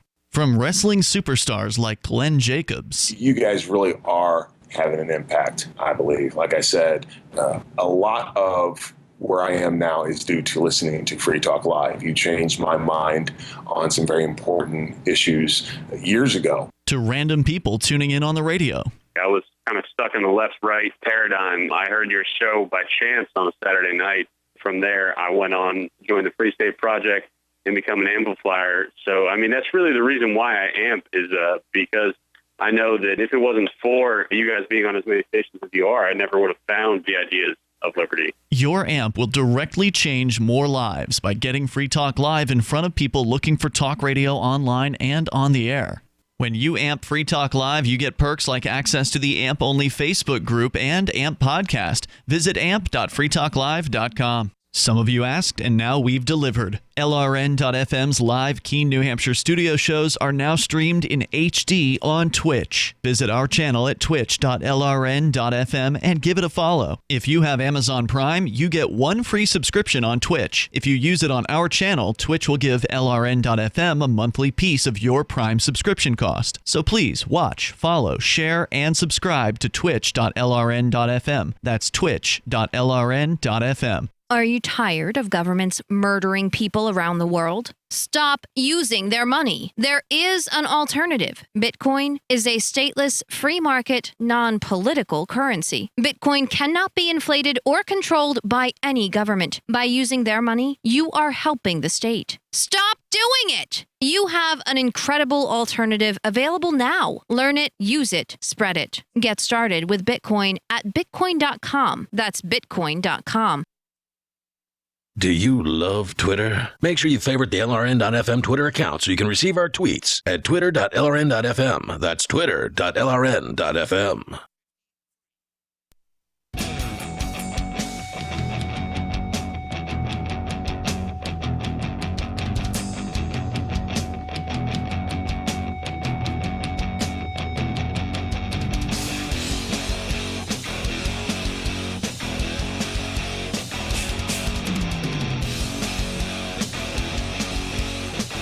We're glad you're back. I'm glad to be back. Ian's glad to be back. I'm the captain, by the way. We're here in the studio. This is Free Talk Live, the live Monday night edition. Our toll-free number, if you'd like to join in our conversation or bring up anything you'd like to, is 855-450-3733. That's 855-450-FREE, as in freedom. We're continuing to talk about the news about the closure of Regal cinemas. And temporary, they say. But yeah, I was asking you during the break. I remember when I was a kid, it was the first time I experienced this. A local place, I think it was called like Peppers or something. They had some really great chicken wings, and they closed down, and they had a sign up in the door that said closed for remodeling. Okay. They never came back. And that was not the first time I've seen that happen. I've seen it happen multiple times since then. When businesses are going to close for whatever reason, sometimes they put up a sign saying closed for remodeling.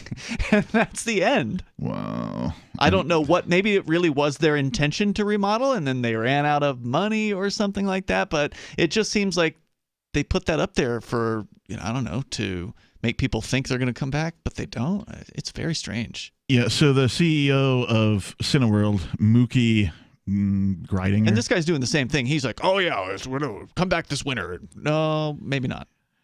He goes on to say theaters need to know they will have a slate of new films to show for 6 to 8 weeks after Wonder Woman 1984, which is currently scheduled to open on Christmas. Which was pushed back, by the way.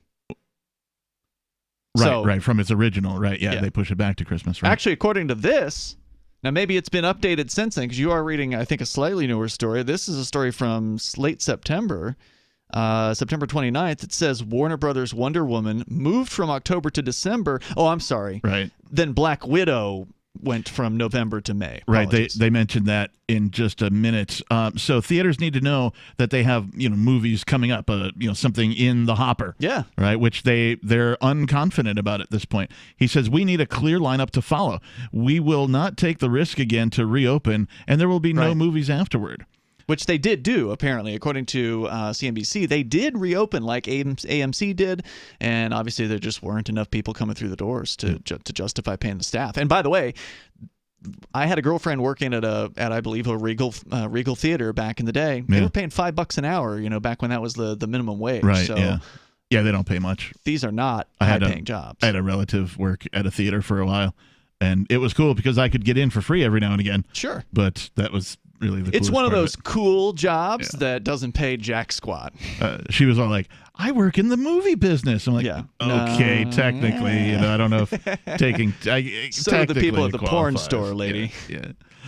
You had mentioned that their shares, and they mentioned this, which have plummeted more than 80% this year, dropped as much as 60% to an all-time low within 10 minutes of the opening bell on Monday. That's today. Damn. As Cineworld said, it was looking at all ways of raising additional funds. I bet. The stock closed 36% lower today. Man, I just can't even imagine how you could convince somebody like, okay, next year we're going to come back. Well, what are you going to show? Well, we don't know yet. But we think they're going to give us some movies. We know there are movies out there, and we think they're going to release them. Cineworld began reopening in July after virus-related restrictions started to ease, but the release of the James Bond film No Time to Die... The ironically named at this point James Bond film. Which has been postponed from April to November, was pushed back further to April 2021. Damn. Delays with other films, including Marvel's Black Widow, have left the months ahead looking barren. Yeah, it's bleak. So, yeah, these poor bastards, they've got nothing to show in the hopper, so to speak. They can only, at max, have 25%. In places, in others, maybe more. But if they don't have anything new to show, they can't get by. Like I know the local theater in town is showing like classic movies and stuff like that. I wish I could go, but you got to wear a mask, they say, to get into the lobby, and so I'm not going to do that. Yeah, and it might appease some of their audience for a while, but eventually the audience is going to need new movies too. They talk a little bit about China, etc., and so on. China was very strong in the recent Tenet numbers, at least compared to the United States. So people are still seeing movies in some of the world to some extent.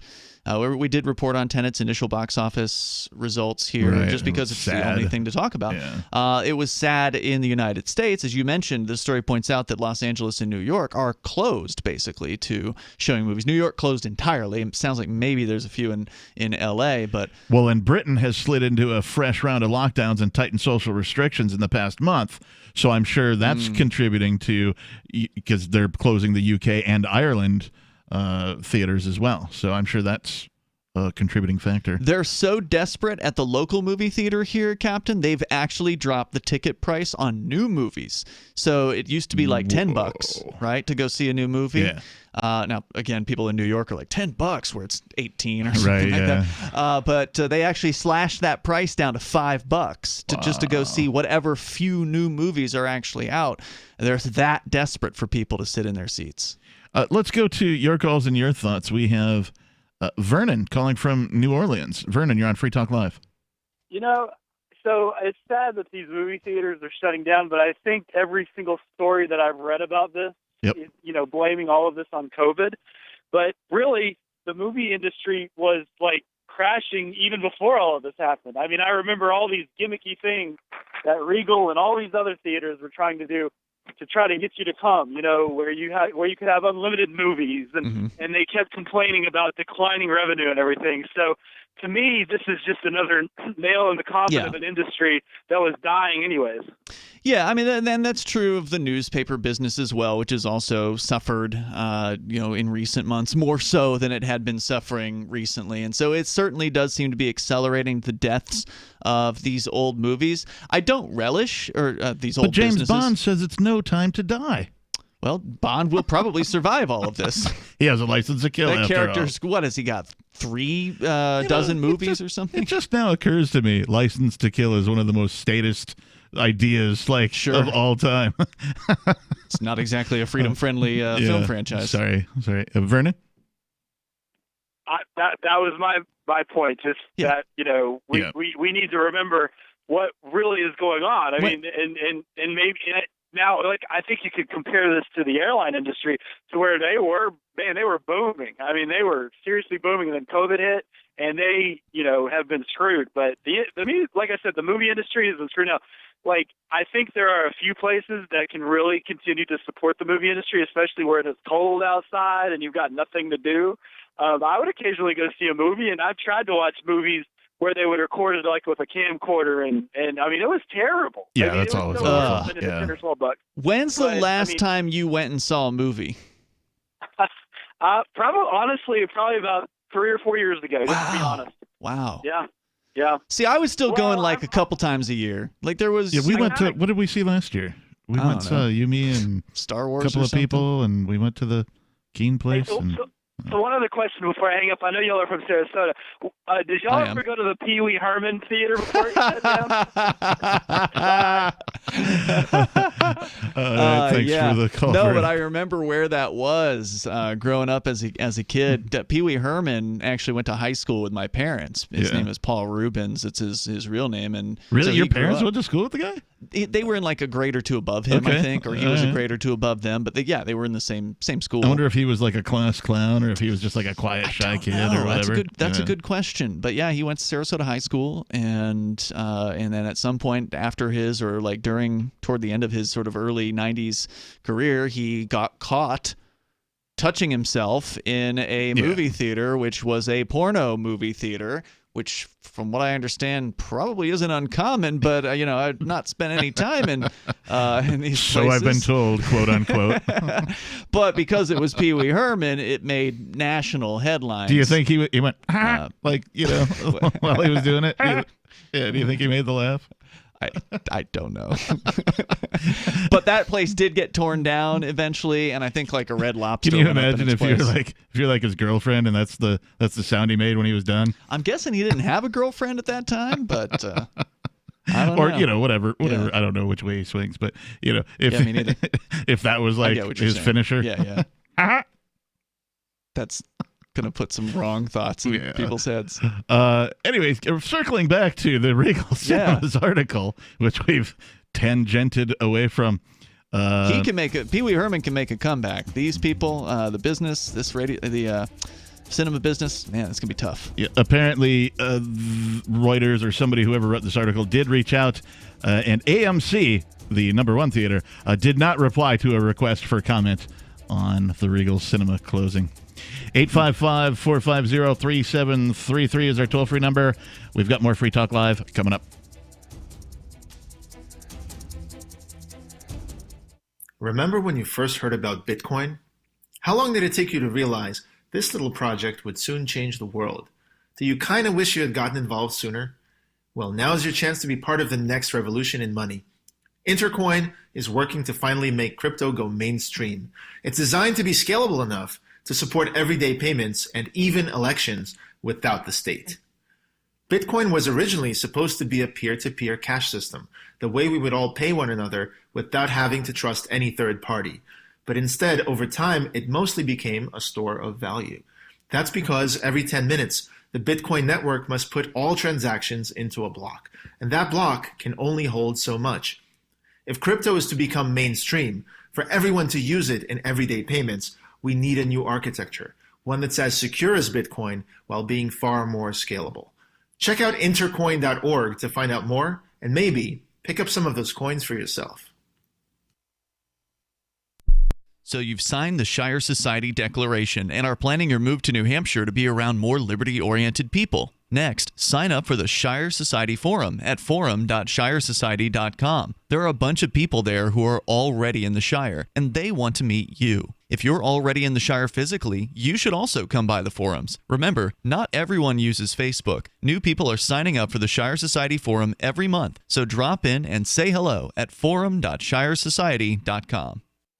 So you've heard all 3 hours of the latest episode of Free Talk Live, and you're still hungry for liberty-oriented audio content? Did you know that we have another 24/7 audio stream at LRN.FM? The Liberty Radio Network airs the latest episodes of some of the best liberty-oriented podcasts on the internet around the clock. In addition to recorded content, you'll also hear live shows like Free Talk Live, originating from our Keene, New Hampshire studio. So listen anytime at LRN.FM. That's LRN.FM.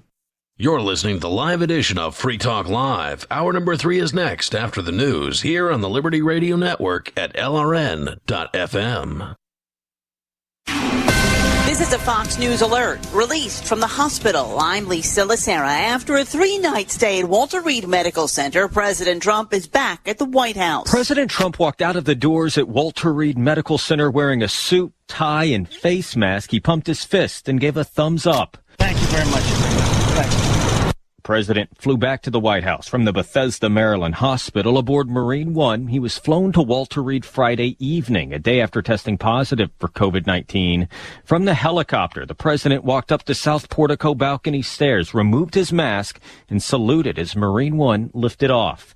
Several West Wing staff members have also tested positive, including White House Press Secretary Kayleigh McEnany. Jared Halpern, Fox News. Former Vice President Joe Biden, campaigning in Florida, said he was glad to see the president was feeling better, but he had a message for him. Now that he's busy tweeting campaign messages, I would ask him to do this.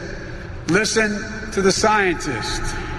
Support masks. Biden has called for a national mask mandate. He says it will save thousands of lives. The Centers for Disease Control and Prevention now saying the virus can spread more than 6 feet through the air, especially in poorly ventilated and enclosed areas. But it says such spread is uncommon and current social distancing guidelines still make sense. But some health experts say the virus can spread more easily than the CDC seems to be indicating, and suggested people should wear masks even during outdoor gatherings where there are more than 6 feet apart. Congress said the administration continued to work on a compromise plan for a new round of COVID-19 relief. House Speaker Nancy Pelosi's office says she spoke with Treasury Secretary Steve Mnuchin for about an hour today, with another call scheduled for tomorrow. So far, the two sides have been unable to reach a deal. Last week, the House approved a $2.2 trillion bill. Republicans say it costs too much. America is listening to Fox News. If you're a business owner, you don't need us to tell you that running a business is tough, but you might be making it harder on yourself than necessary. Don't let QuickBooks and spreadsheets slow you down anymore. It's time to upgrade to NetSuite. Stop paying for multiple systems that don't give you the information you need when you need it. Ditch the spreadsheets and all the old software you've outgrown. Now is the time to upgrade to NetSuite by Oracle, the world's #1 cloud business system. NetSuite gives you visibility and control over your financials, HR, inventory, e-commerce, and more. Everything you need, all in one place, instantaneously. Whether you're doing 1 million or hundreds of millions in revenue, save time and money with NetSuite. Join the over 21,000 companies using NetSuite. Let NetSuite show you how they'll benefit your business with a free product tour at netsuite.com/Fox. Schedule your free product tour right now at netsuite.com/Fox. netsuite.com/Fox. New York taking action as cases of COVID-19 in certain sections of New York City climb again. Hundreds of schools will close in 9 zip codes in New York City amid rising cases of coronavirus. You will see people die if we don't do more enforcement. Governor Andrew Cuomo on the request from fellow Democrat New York City Mayor Bill de Blasio, and in the coming days making a decision on houses of worship. If the religious leaders do not agree to abide by these rules, we will close the religious institutions. No decision yet on thousands of non-essential businesses in New York City, which Mayor de Blasio also proposes shuttering. Jeff Manasso, Fox News. There's been an increase in cases of the virus in some counties in New Jersey as well. We remain concerned with Ocean and Monmouth counties in particular, which account for 167 of the newly reported cases today. That's Governor Phil Murphy, who was also critical of President Trump for holding a campaign event in the state last week. LRN.FM's free-to-air satellite feeds blanket most of 2 continents. It was my goal to put our channel there so people without internet could receive our programs and feed pirate radio stations. As our contract with our satellite provider is coming up for another 3-year renewal, I have to consider calling it quits. It's rare that we get feedback or support from our satellite users. We started a fundraiser a few years ago, and though there are a bunch of great contributors to it, as of this recording, it covers 15% of our monthly satellite costs. Please email lrn@lrn.fm and tell me how you use the satellite feed. Better yet, chip in at fund.lrn.fm. The costs aren't the issue. We can afford them, but why continue something not valued by the market? Want to help? You can join our satellite fundraiser for just $2 a month at fund.lrn.fm. If we raise enough to keep both channels on the air, awesome. If we raise more, I'll add more channels. If not, we can shut them down and go internet only. It's up to you. Thank you for your support. Fund.lrn.fm. I just got off the phone with New York. We are the #1 network in the world. And it is an honor to stand before you at such an exciting time. We're stretching boundaries that will irreparably alter people's perception of what they are willing to watch. And our next season will offer tantalizing programming that plays seamlessly into the desire of our viewers. Ladies and gentlemen, may I present to you just a taste of what ODS has to offer. You know the rules. Grow a pumpkin or go home. Here's the twist. Only one of you has the real pumpkin seeds. Are you a pumpkin or not? You call yourselves pumpkin growers? I know I didn't get the pumpkin seeds. I dug in there. They're bean sprouts. Starting a pumpkin alliance. Anyone grows a pumpkin, we split the money. Get out of my patch. This is the Onion News Network.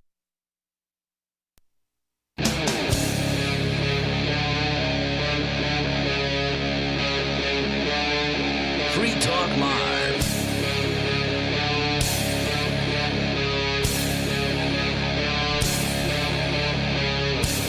Yes, welcome back to the third hour and final hour of tonight's program. The Monday night live edition of Free Talk Live. We are live 7 nights a week, and if you miss any of our broadcasts, you can find them over at the archives at freetalklive.com. And our boy Riley was here for a visit. He produces the digest version. If you want a smaller sort of greatest hits of each episode, you can find that in the feeds as well, or over on the SoundCloud page. And he does a good job at that. So we appreciate it, Riley, and hope you had a safe journey back home. I'm sure you're listening. In the studio tonight, it's myself, the Reverend Captain Kickass. You got me, Ian. And we're going to change gears a little bit. I read this article from cbc.ca, and it made me think of what it might be like if government forced you to have an app on your phone. What would that look like? Well, probably crappy. Well, we don't have to look far for the answer to that. Just our neighbors up north in Canada, eh? What's that all about? Oh, yeah. Well, take off, you hoser. At any rate, this article says physical distancing mask wearing could be in place for 2 to 3 years, even with a vaccine, Tam warns. Tam is... this is their top doctor. It's the Canadian Fauci. Yeah, their bureaucrat. COVID-19 vaccine won't be a silver bullet, Chief Public Health Officer says. Canadians shouldn't expect a COVID-19 vaccine to be a silver bullet. That will bring a swift end to the coronavirus pandemic and return to normal, according to the country's Chief Public Health Officer. Dr. Theresa Tam used her briefing on Tuesday in Ottawa to temper expectations about the speed and effectiveness of a vaccine. She reiterated the importance of physical distancing, proper hand hygiene, and mask wearing. Proper hand hygiene. Nobody talks about proper hand hygiene anymore. We were talking about that all Saturday, and I never hear it mentioned, but whatever. All I hear is mask up. It's so mask tiresome. Up, you gotta put your mask on. Yep. Right. Anyway, attempted to dispel any notion that the vaccine will make life go back to normal. We can't at this stage just put all of our focus on the vaccine, et cetera, and so on. Tam said it's unclear at this stage how effective a vaccine will even be. There are more than 150 of them under development, 166 apparently at various stages of clinical testing across the globe right now. 166 vaccines are being developed for this thing. Line up. According to the WHO, the WHO? Just the World Health stuff Organization. Inside of you that has had very little testing. That seems safe. I'm not going to be doing that. I don't know about you. Yeah. So they go I don't get on. the flu vaccine. I'm not going to get this vaccine. Tam recommends masks for children over 10. of course. The guidelines will include of course. a recommendation. Well, actually, I'm surprised because some of these states are demanding them on children over 3. So she sounds almost reasonable by comparison. Well, I mean, it's all ridiculous. Well, just wait, pal, because I'm sure. It's a little bit at the end here. I'm breezing over the article because we've covered most of these topics here on Free Talk Live in other days with other hosts and that kind of thing. But we haven't talked much about what's going on in Canada. I mean, it is pretty bad as far as how the government is responding there. It's horrible. It's as bad as it is here, if not worse. Well, and again, I don't want to give this lady a lot of credit, but at least she's preparing people that the idea of a vaccine may be further off than what they're hearing from some places. Like we were just watching during one of the breaks, or I was playing the audio from Donald Trump. He posted to his Twitter saying he's out of the hospital. Right. He did like a video. It almost looks like it was green screen, but it was hard to tell the way I was looking at it. But he was saying that the vaccines are going to be available in moments. Yeah.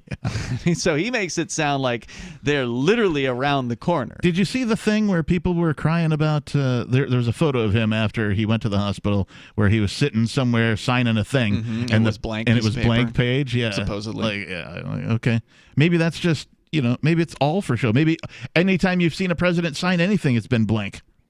Who knows. Anyway, in Canada, Tam also addressed criticism of another layer of protection the federal government rolled out last week. Oh, no. The COVID Alert Exposure Notification app. That's a horrible name for an app. Of course it's government, though. I mean, that's what a long, lengthy, ridiculous name like that, of course it would come from the state. The COVID Alert Exposure Notification app. Now, what do you expect this app will do? It'll probably give you alerts and probably alert the government when you have been in contact with somebody.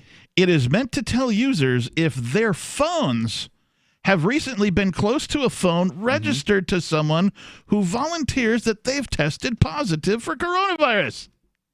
The ones that volunteer about it, yes. Yeah. So if your phone goes somewhere near a phone that belongs to somebody else who has indicated they tested positive, you will get an alert as well as the government. Yes, and then someone will call you, likely. Someone from the government, a so-called contact tracer, and they're going to want to get in your business. There's a whole slew of words that start with C and end with T. And one of them that we can't say here. No, but, the phrase contact tracer has certainly become CT, right? There is a little bit of good news for the Canadians. Do we get Canadian callers? On occasion. Listen on the internet? Yeah, on occasion. A little bit of good news is the app only works on phones released in the last 5 years or so because it needs a relatively recent operating system. So whoever the geniuses were only made it a workable app. Most people probably have phones made within the last 5 years. These things tend to be fairly disposable, and they don't last very long. My phone, I'm in the midst of doing a new one. Yeah, you're one of the oldest phones I've seen. Yeah. I've definitely you get your money's got worth my money's worth out of this particular one. But yeah, I'm about to upgrade, as it were. Critics say that will leave poorer and older Canadians who are more likely to use older devices to suffer worse effects from the virus because they can't update. As though the application will give you any kind of worse or better chances. It's an after-the-fact notice. Yeah. The app is not going to give you... It's not protecting you. Right, it won't protect you from anything. Yeah. If you're old or poor, keep your old phone in Canada.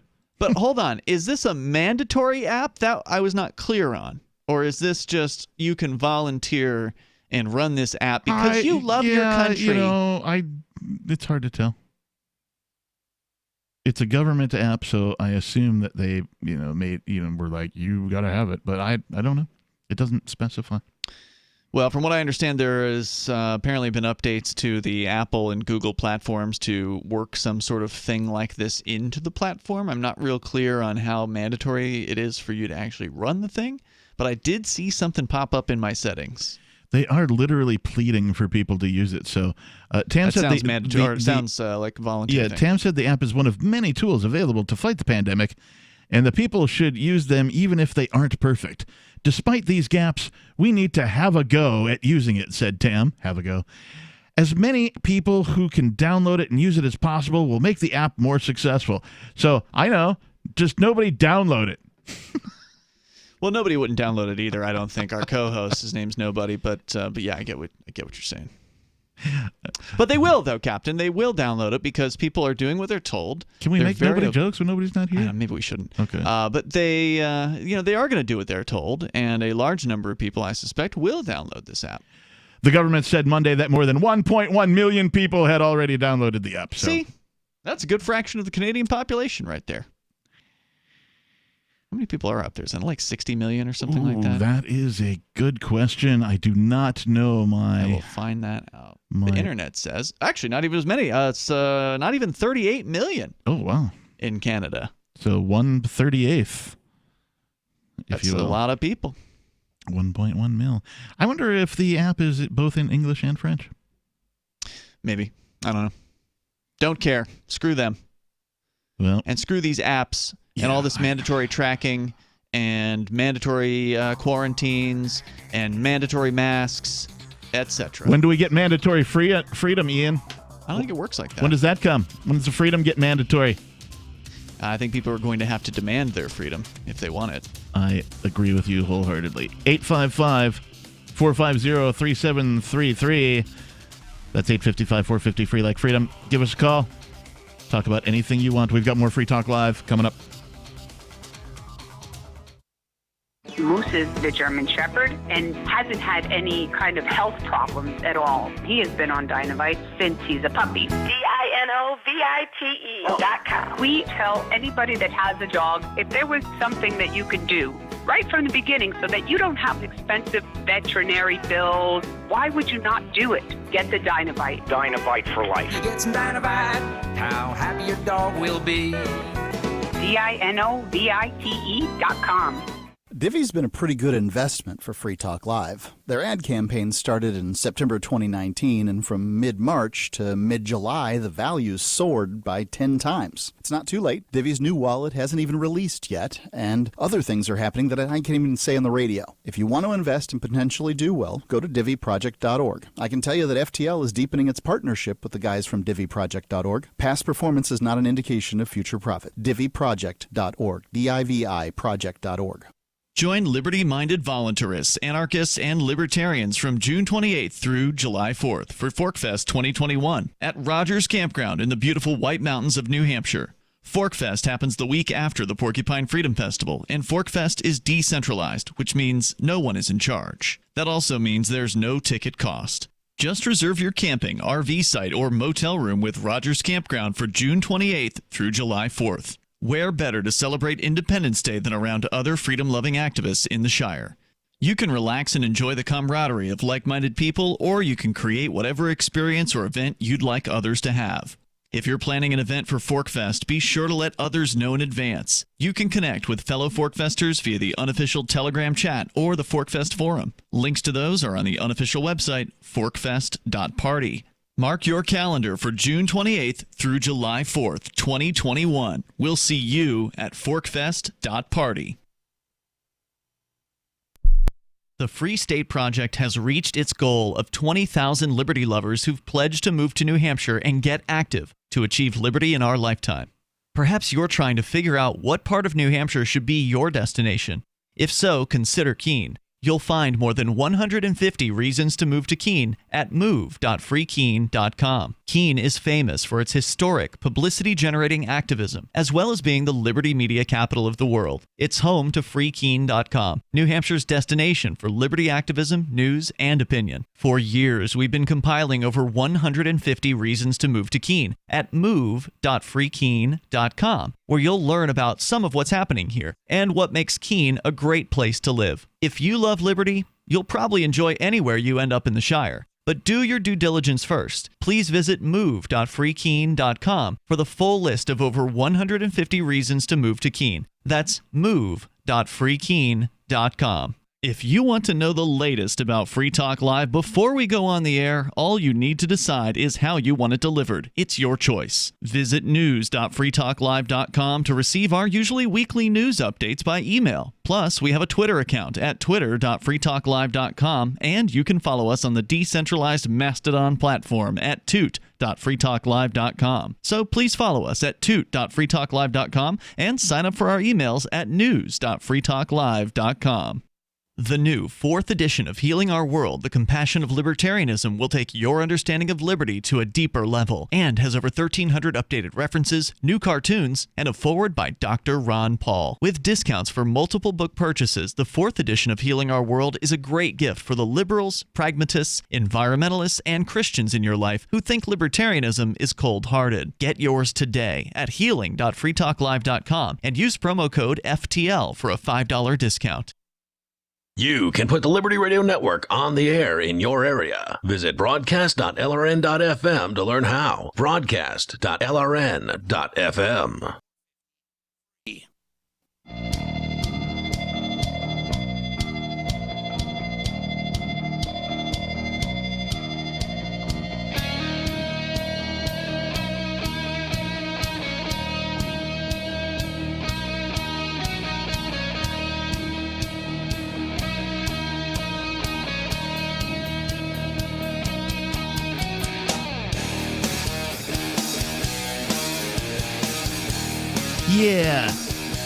Yeah.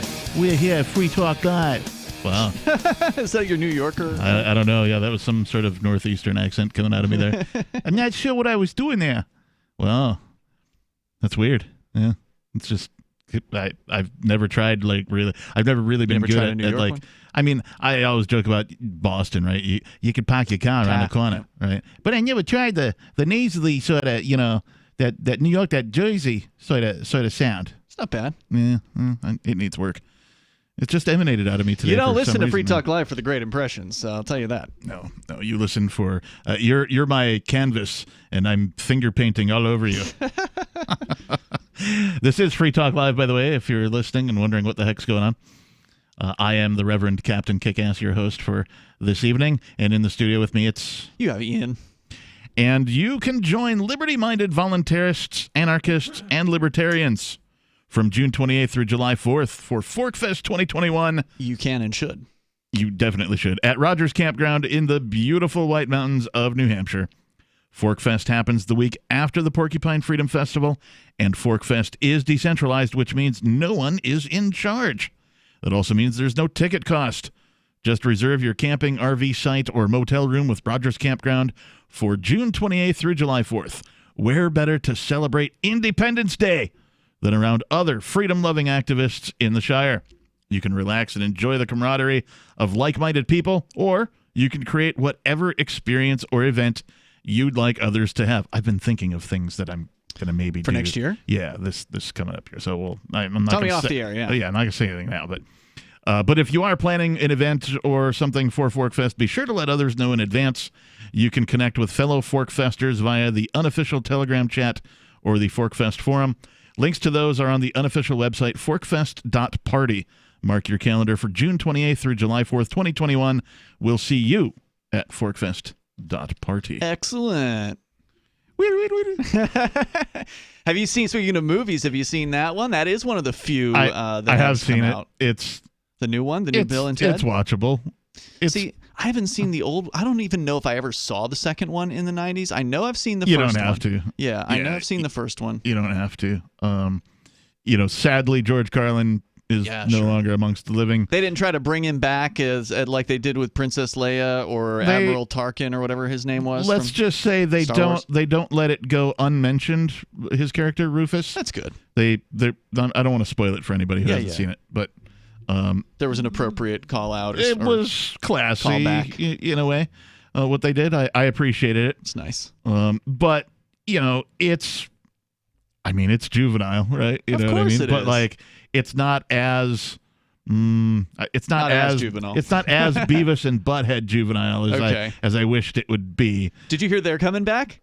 No. Yeah, so there was another So I think it was like 2011 when, or like talk show hosts or something. When MTV actually did bring them back for a season in, I think, the early part of this last decade. Yeah. And it was great because they didn't do any of the watching videos. I didn't actually watch any of the new the second try. Right. I mean, it was only a fan. one season. They only brought it back for one season, and it was great. Like it was all plot. Because like normally in the original Beavis and Buttheads, it would be a little bit of plot, and then they'd watch a movie or they'd watch a music video, and then be a little more plot, watch another music video. And they were never the full music videos. It was always like an edited, shortened version of the music 30 video. seconds or whatever. And they'd like Mystery Science Theater 3000 over the top. Over. So they got rid of that when they did the new version of Beavis and Butthead, and I thought it was the right choice to make because it's just funnier to me when they're doing their antics. Mike Judge is a super creative guy. I'm a fan of his stuff.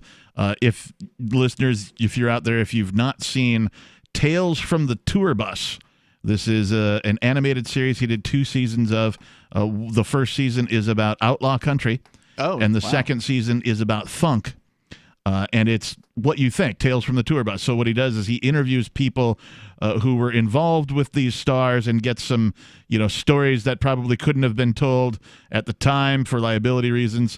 And then they tell these fantastic stories about what happens sort of behind the scenes in the music industry with, their rise to fame and all that kind of stuff. That's kind of a different and then animates the people him. As well. So you're seeing an animated version of the people being interviewed.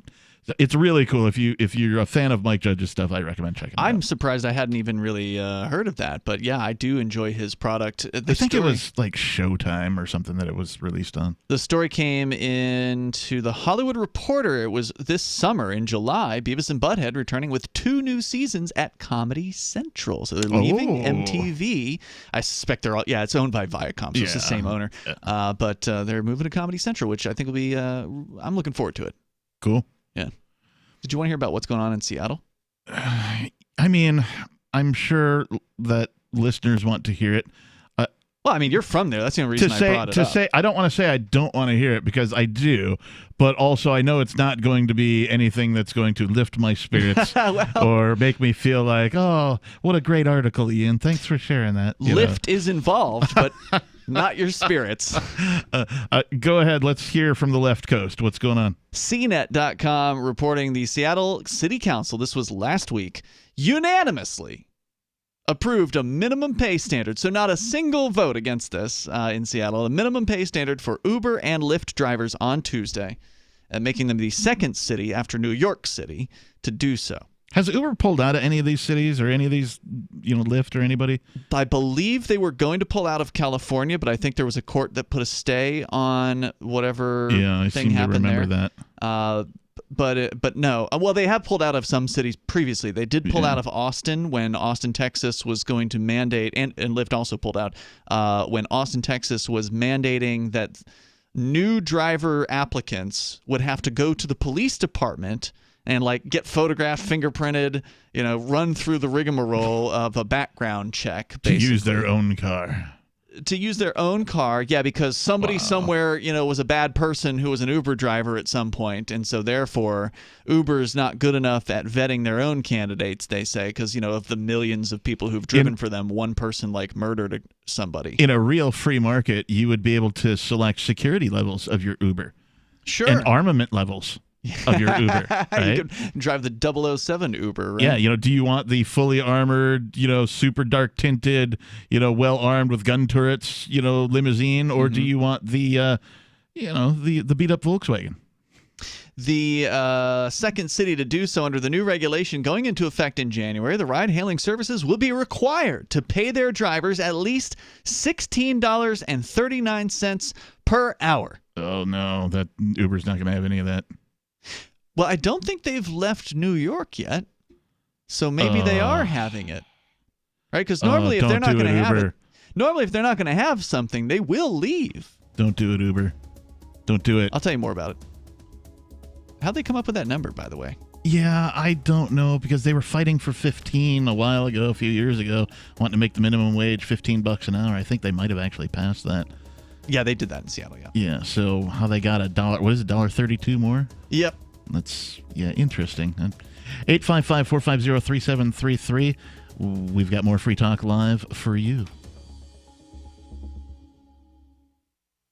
News from news.bitcoin.com. Document leak shows trillions of dollars of illegal activity by major banks. Alibaba files more blockchain patents than any other company in 2020. MicroStrategies, a publicly traded company, bought $175 million worth of Bitcoin last week. As little as 2/3 of Bitcoins will ever circulate. Bitcoin.com is your source for getting started with cryptocurrencies, getting a wallet, buying Bitcoin Cash, mining, and all the latest cryptocurrency news at news.bitcoin.com.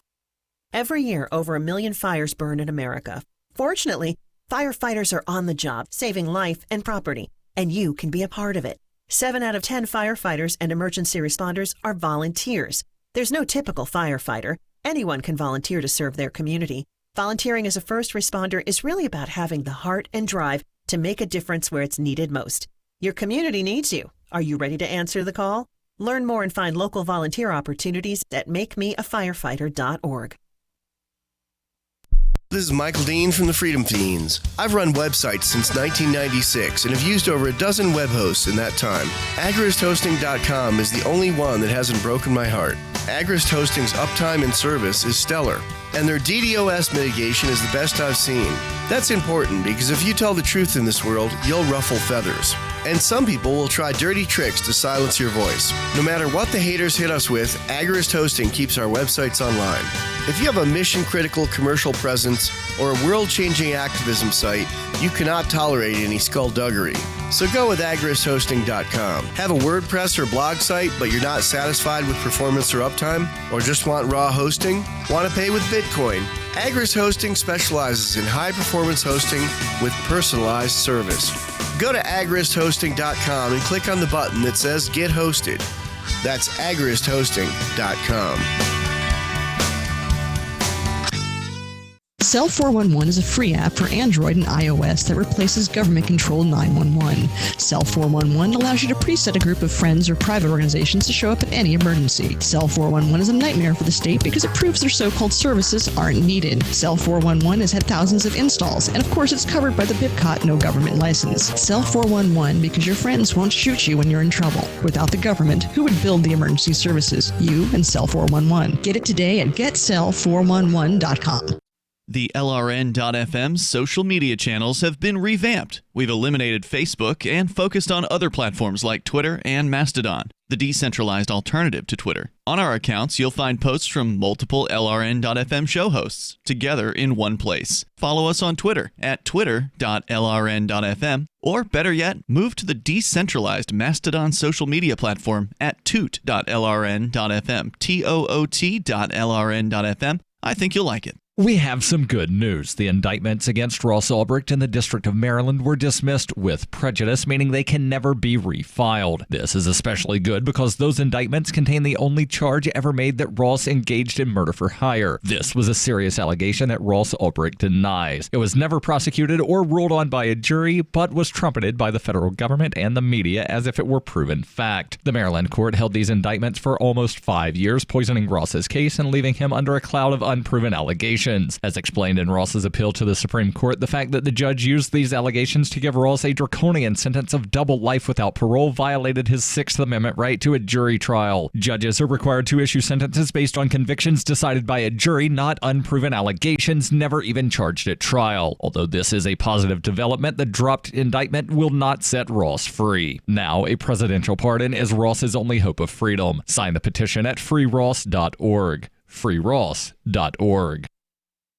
Help get LRN.FM into more ears. Visit promote.lrn.fm for a free bumper sticker, flyers, banners, graphics, and more. Promote.lrn.fm.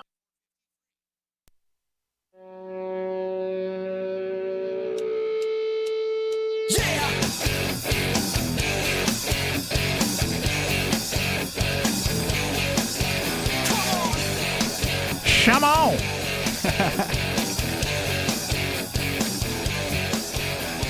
Yeah, it is Free Talk Live. You are here, and this is where you are.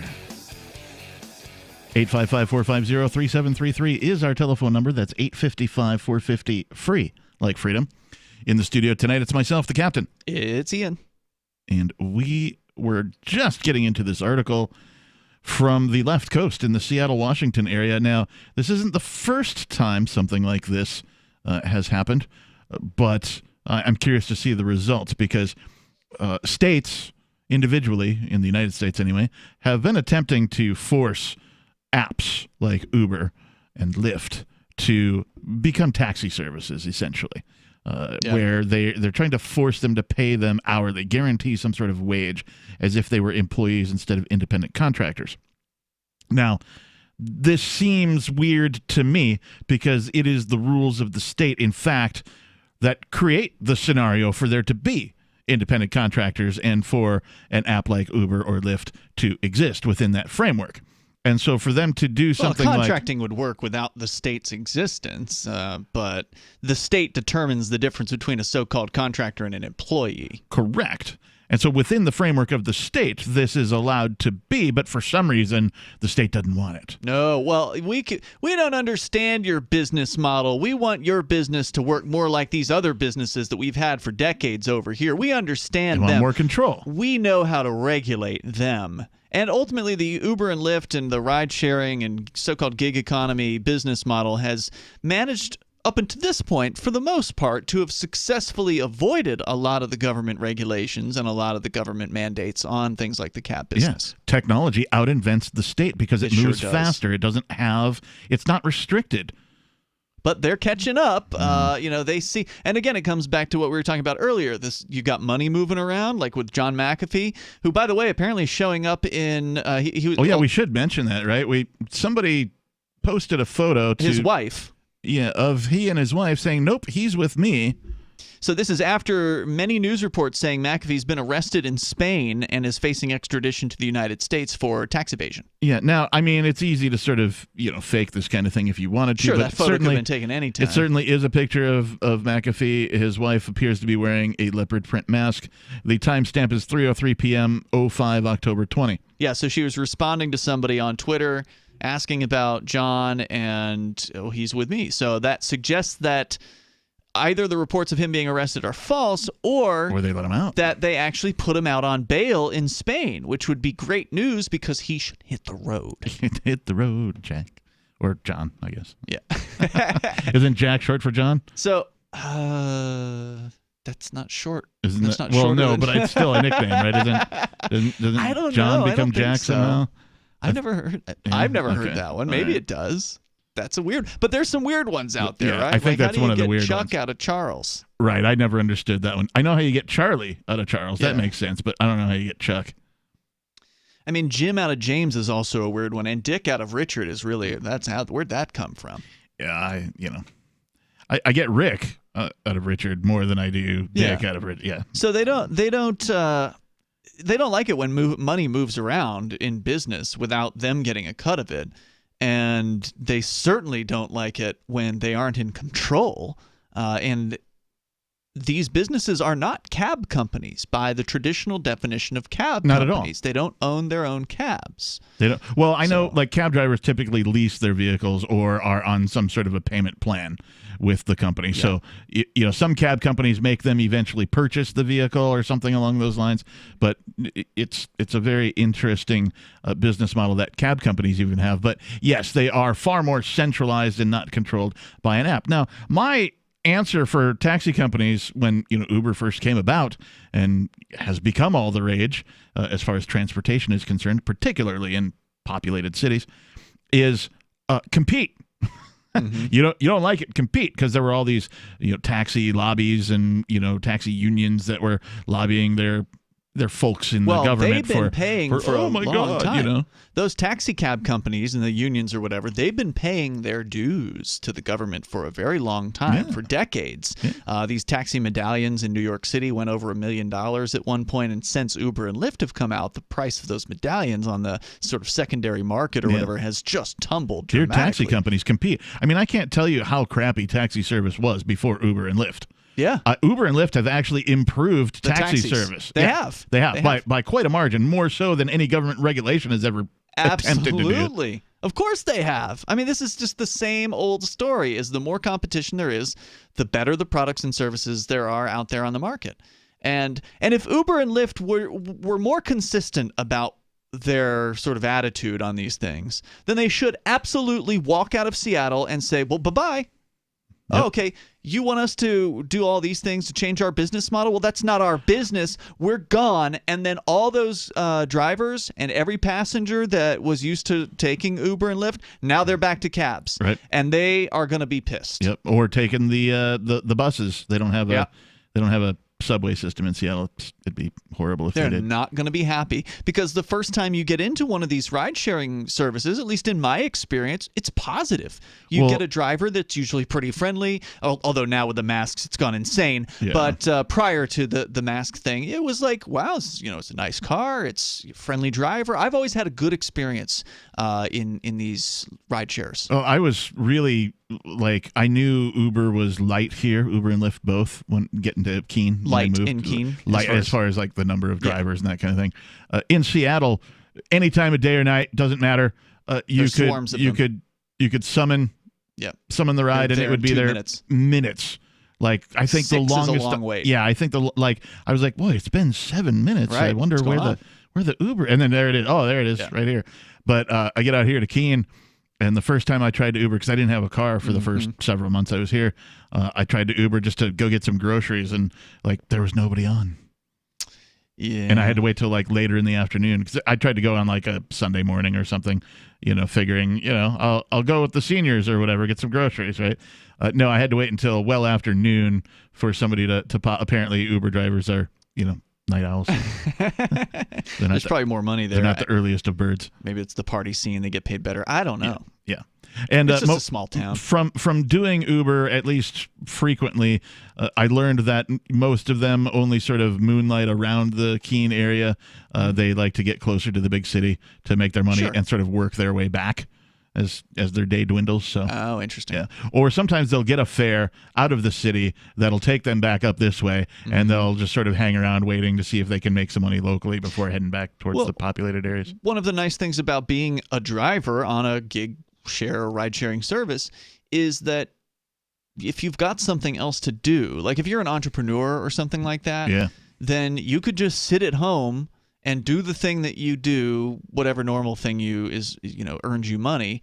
And then if a ride comes in, you get in your car and you go take the ride and come back and you go do your thing again. So it's it doesn't have to get in the way depending on what you do. It's a great gig for musicians, and I know a bunch of them that are drivers. Yeah. But I'm also curious. Let's just say Uber and Lyft did, as a result of this is the city of Seattle, not the state of Washington, right? Passing this thing. Correct. Seattle City Council. So I would be curious to know how many people drive in Seattle proper as an Uber driver. I bet you Uber's not going to say, but that is an interesting question. How many people would this affect? Because many of them probably don't even live in Seattle if they're driving, part-time, full-time, whatever it is. But I wonder, could you otherwise operate outside of the city of Seattle normally and then just stop and okay, you got to get out now. We're in Seattle.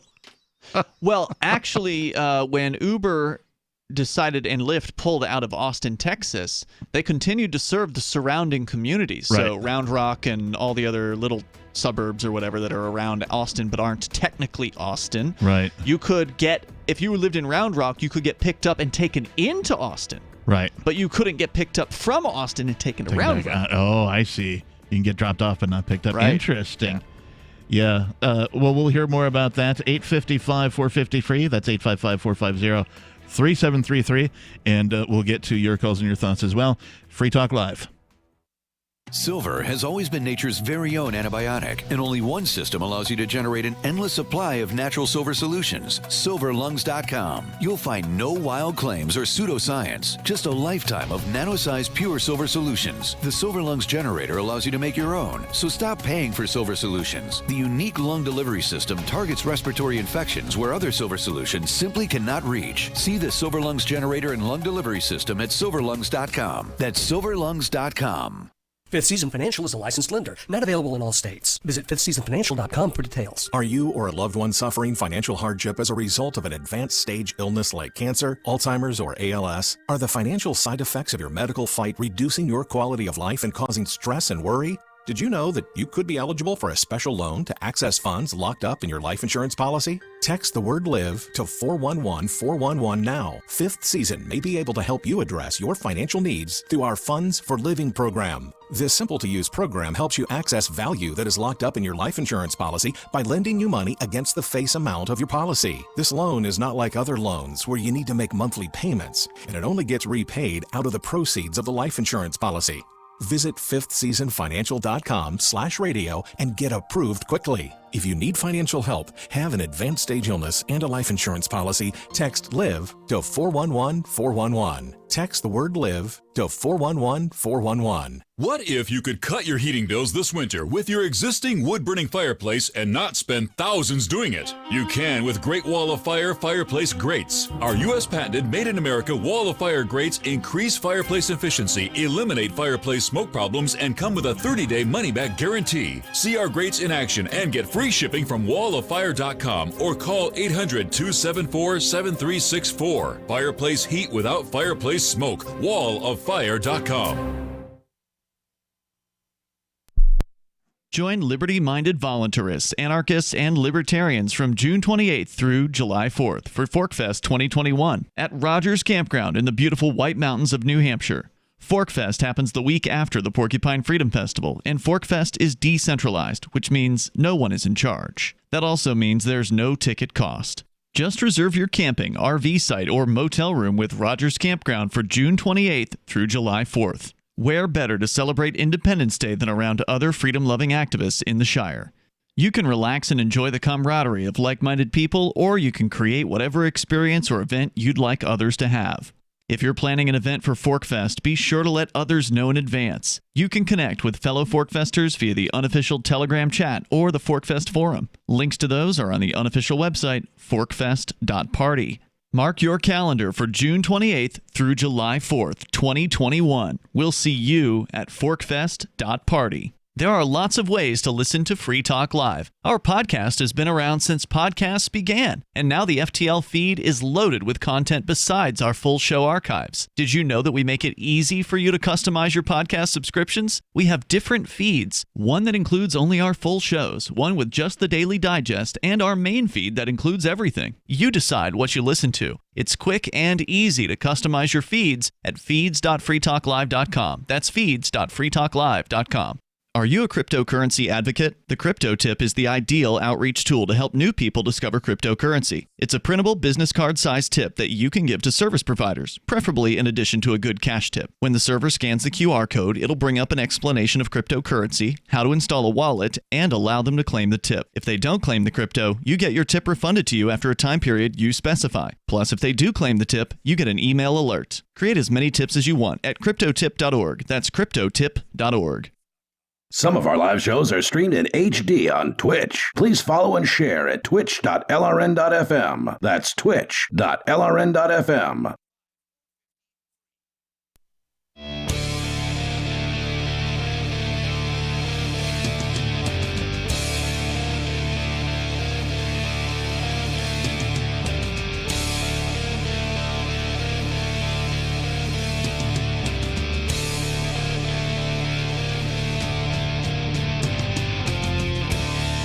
Get this, Bite Your Tongue Live.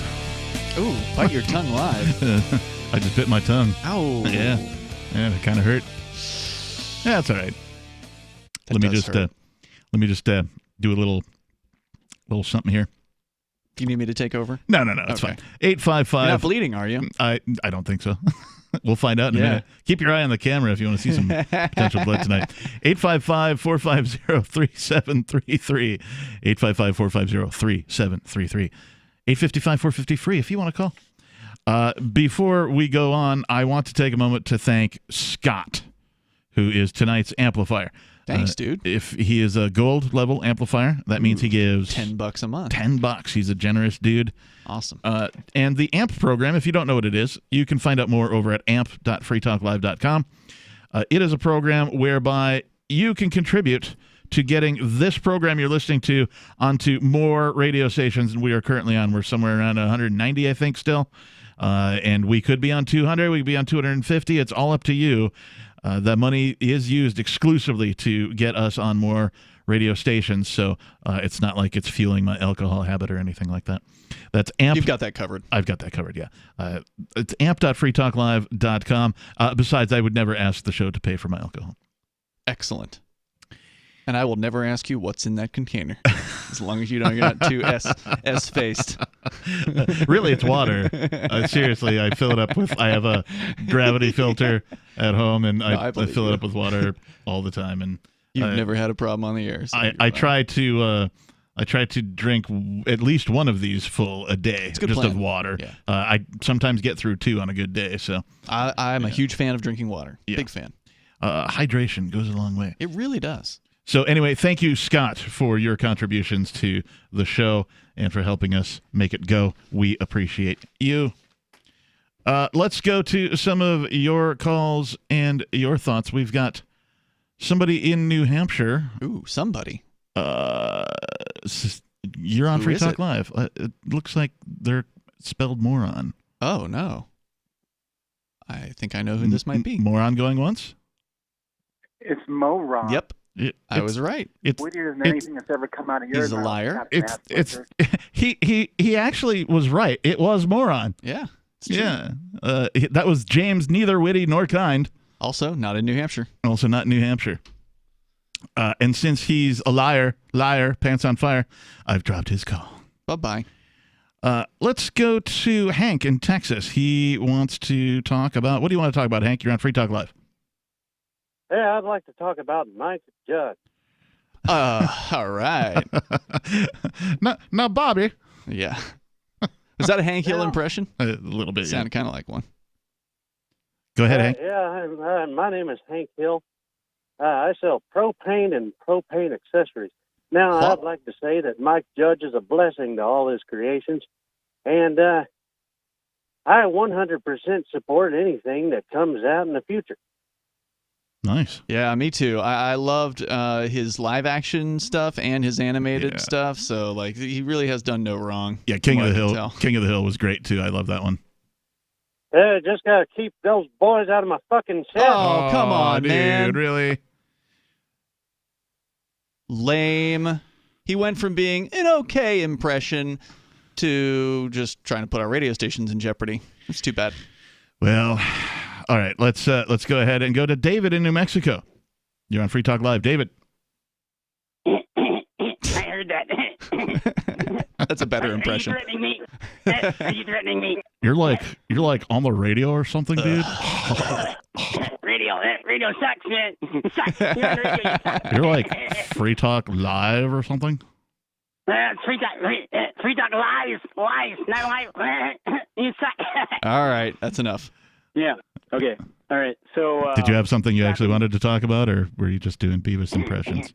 Yeah, I did. Trapping judges, trapping courts. So. Oh, you want to talk about the people in robes and wigs and other assorted costumes who hold gavels in their hands? Hold on, before you do that though, I know you're going to a lot of court hearings and such, but there are these online hearings.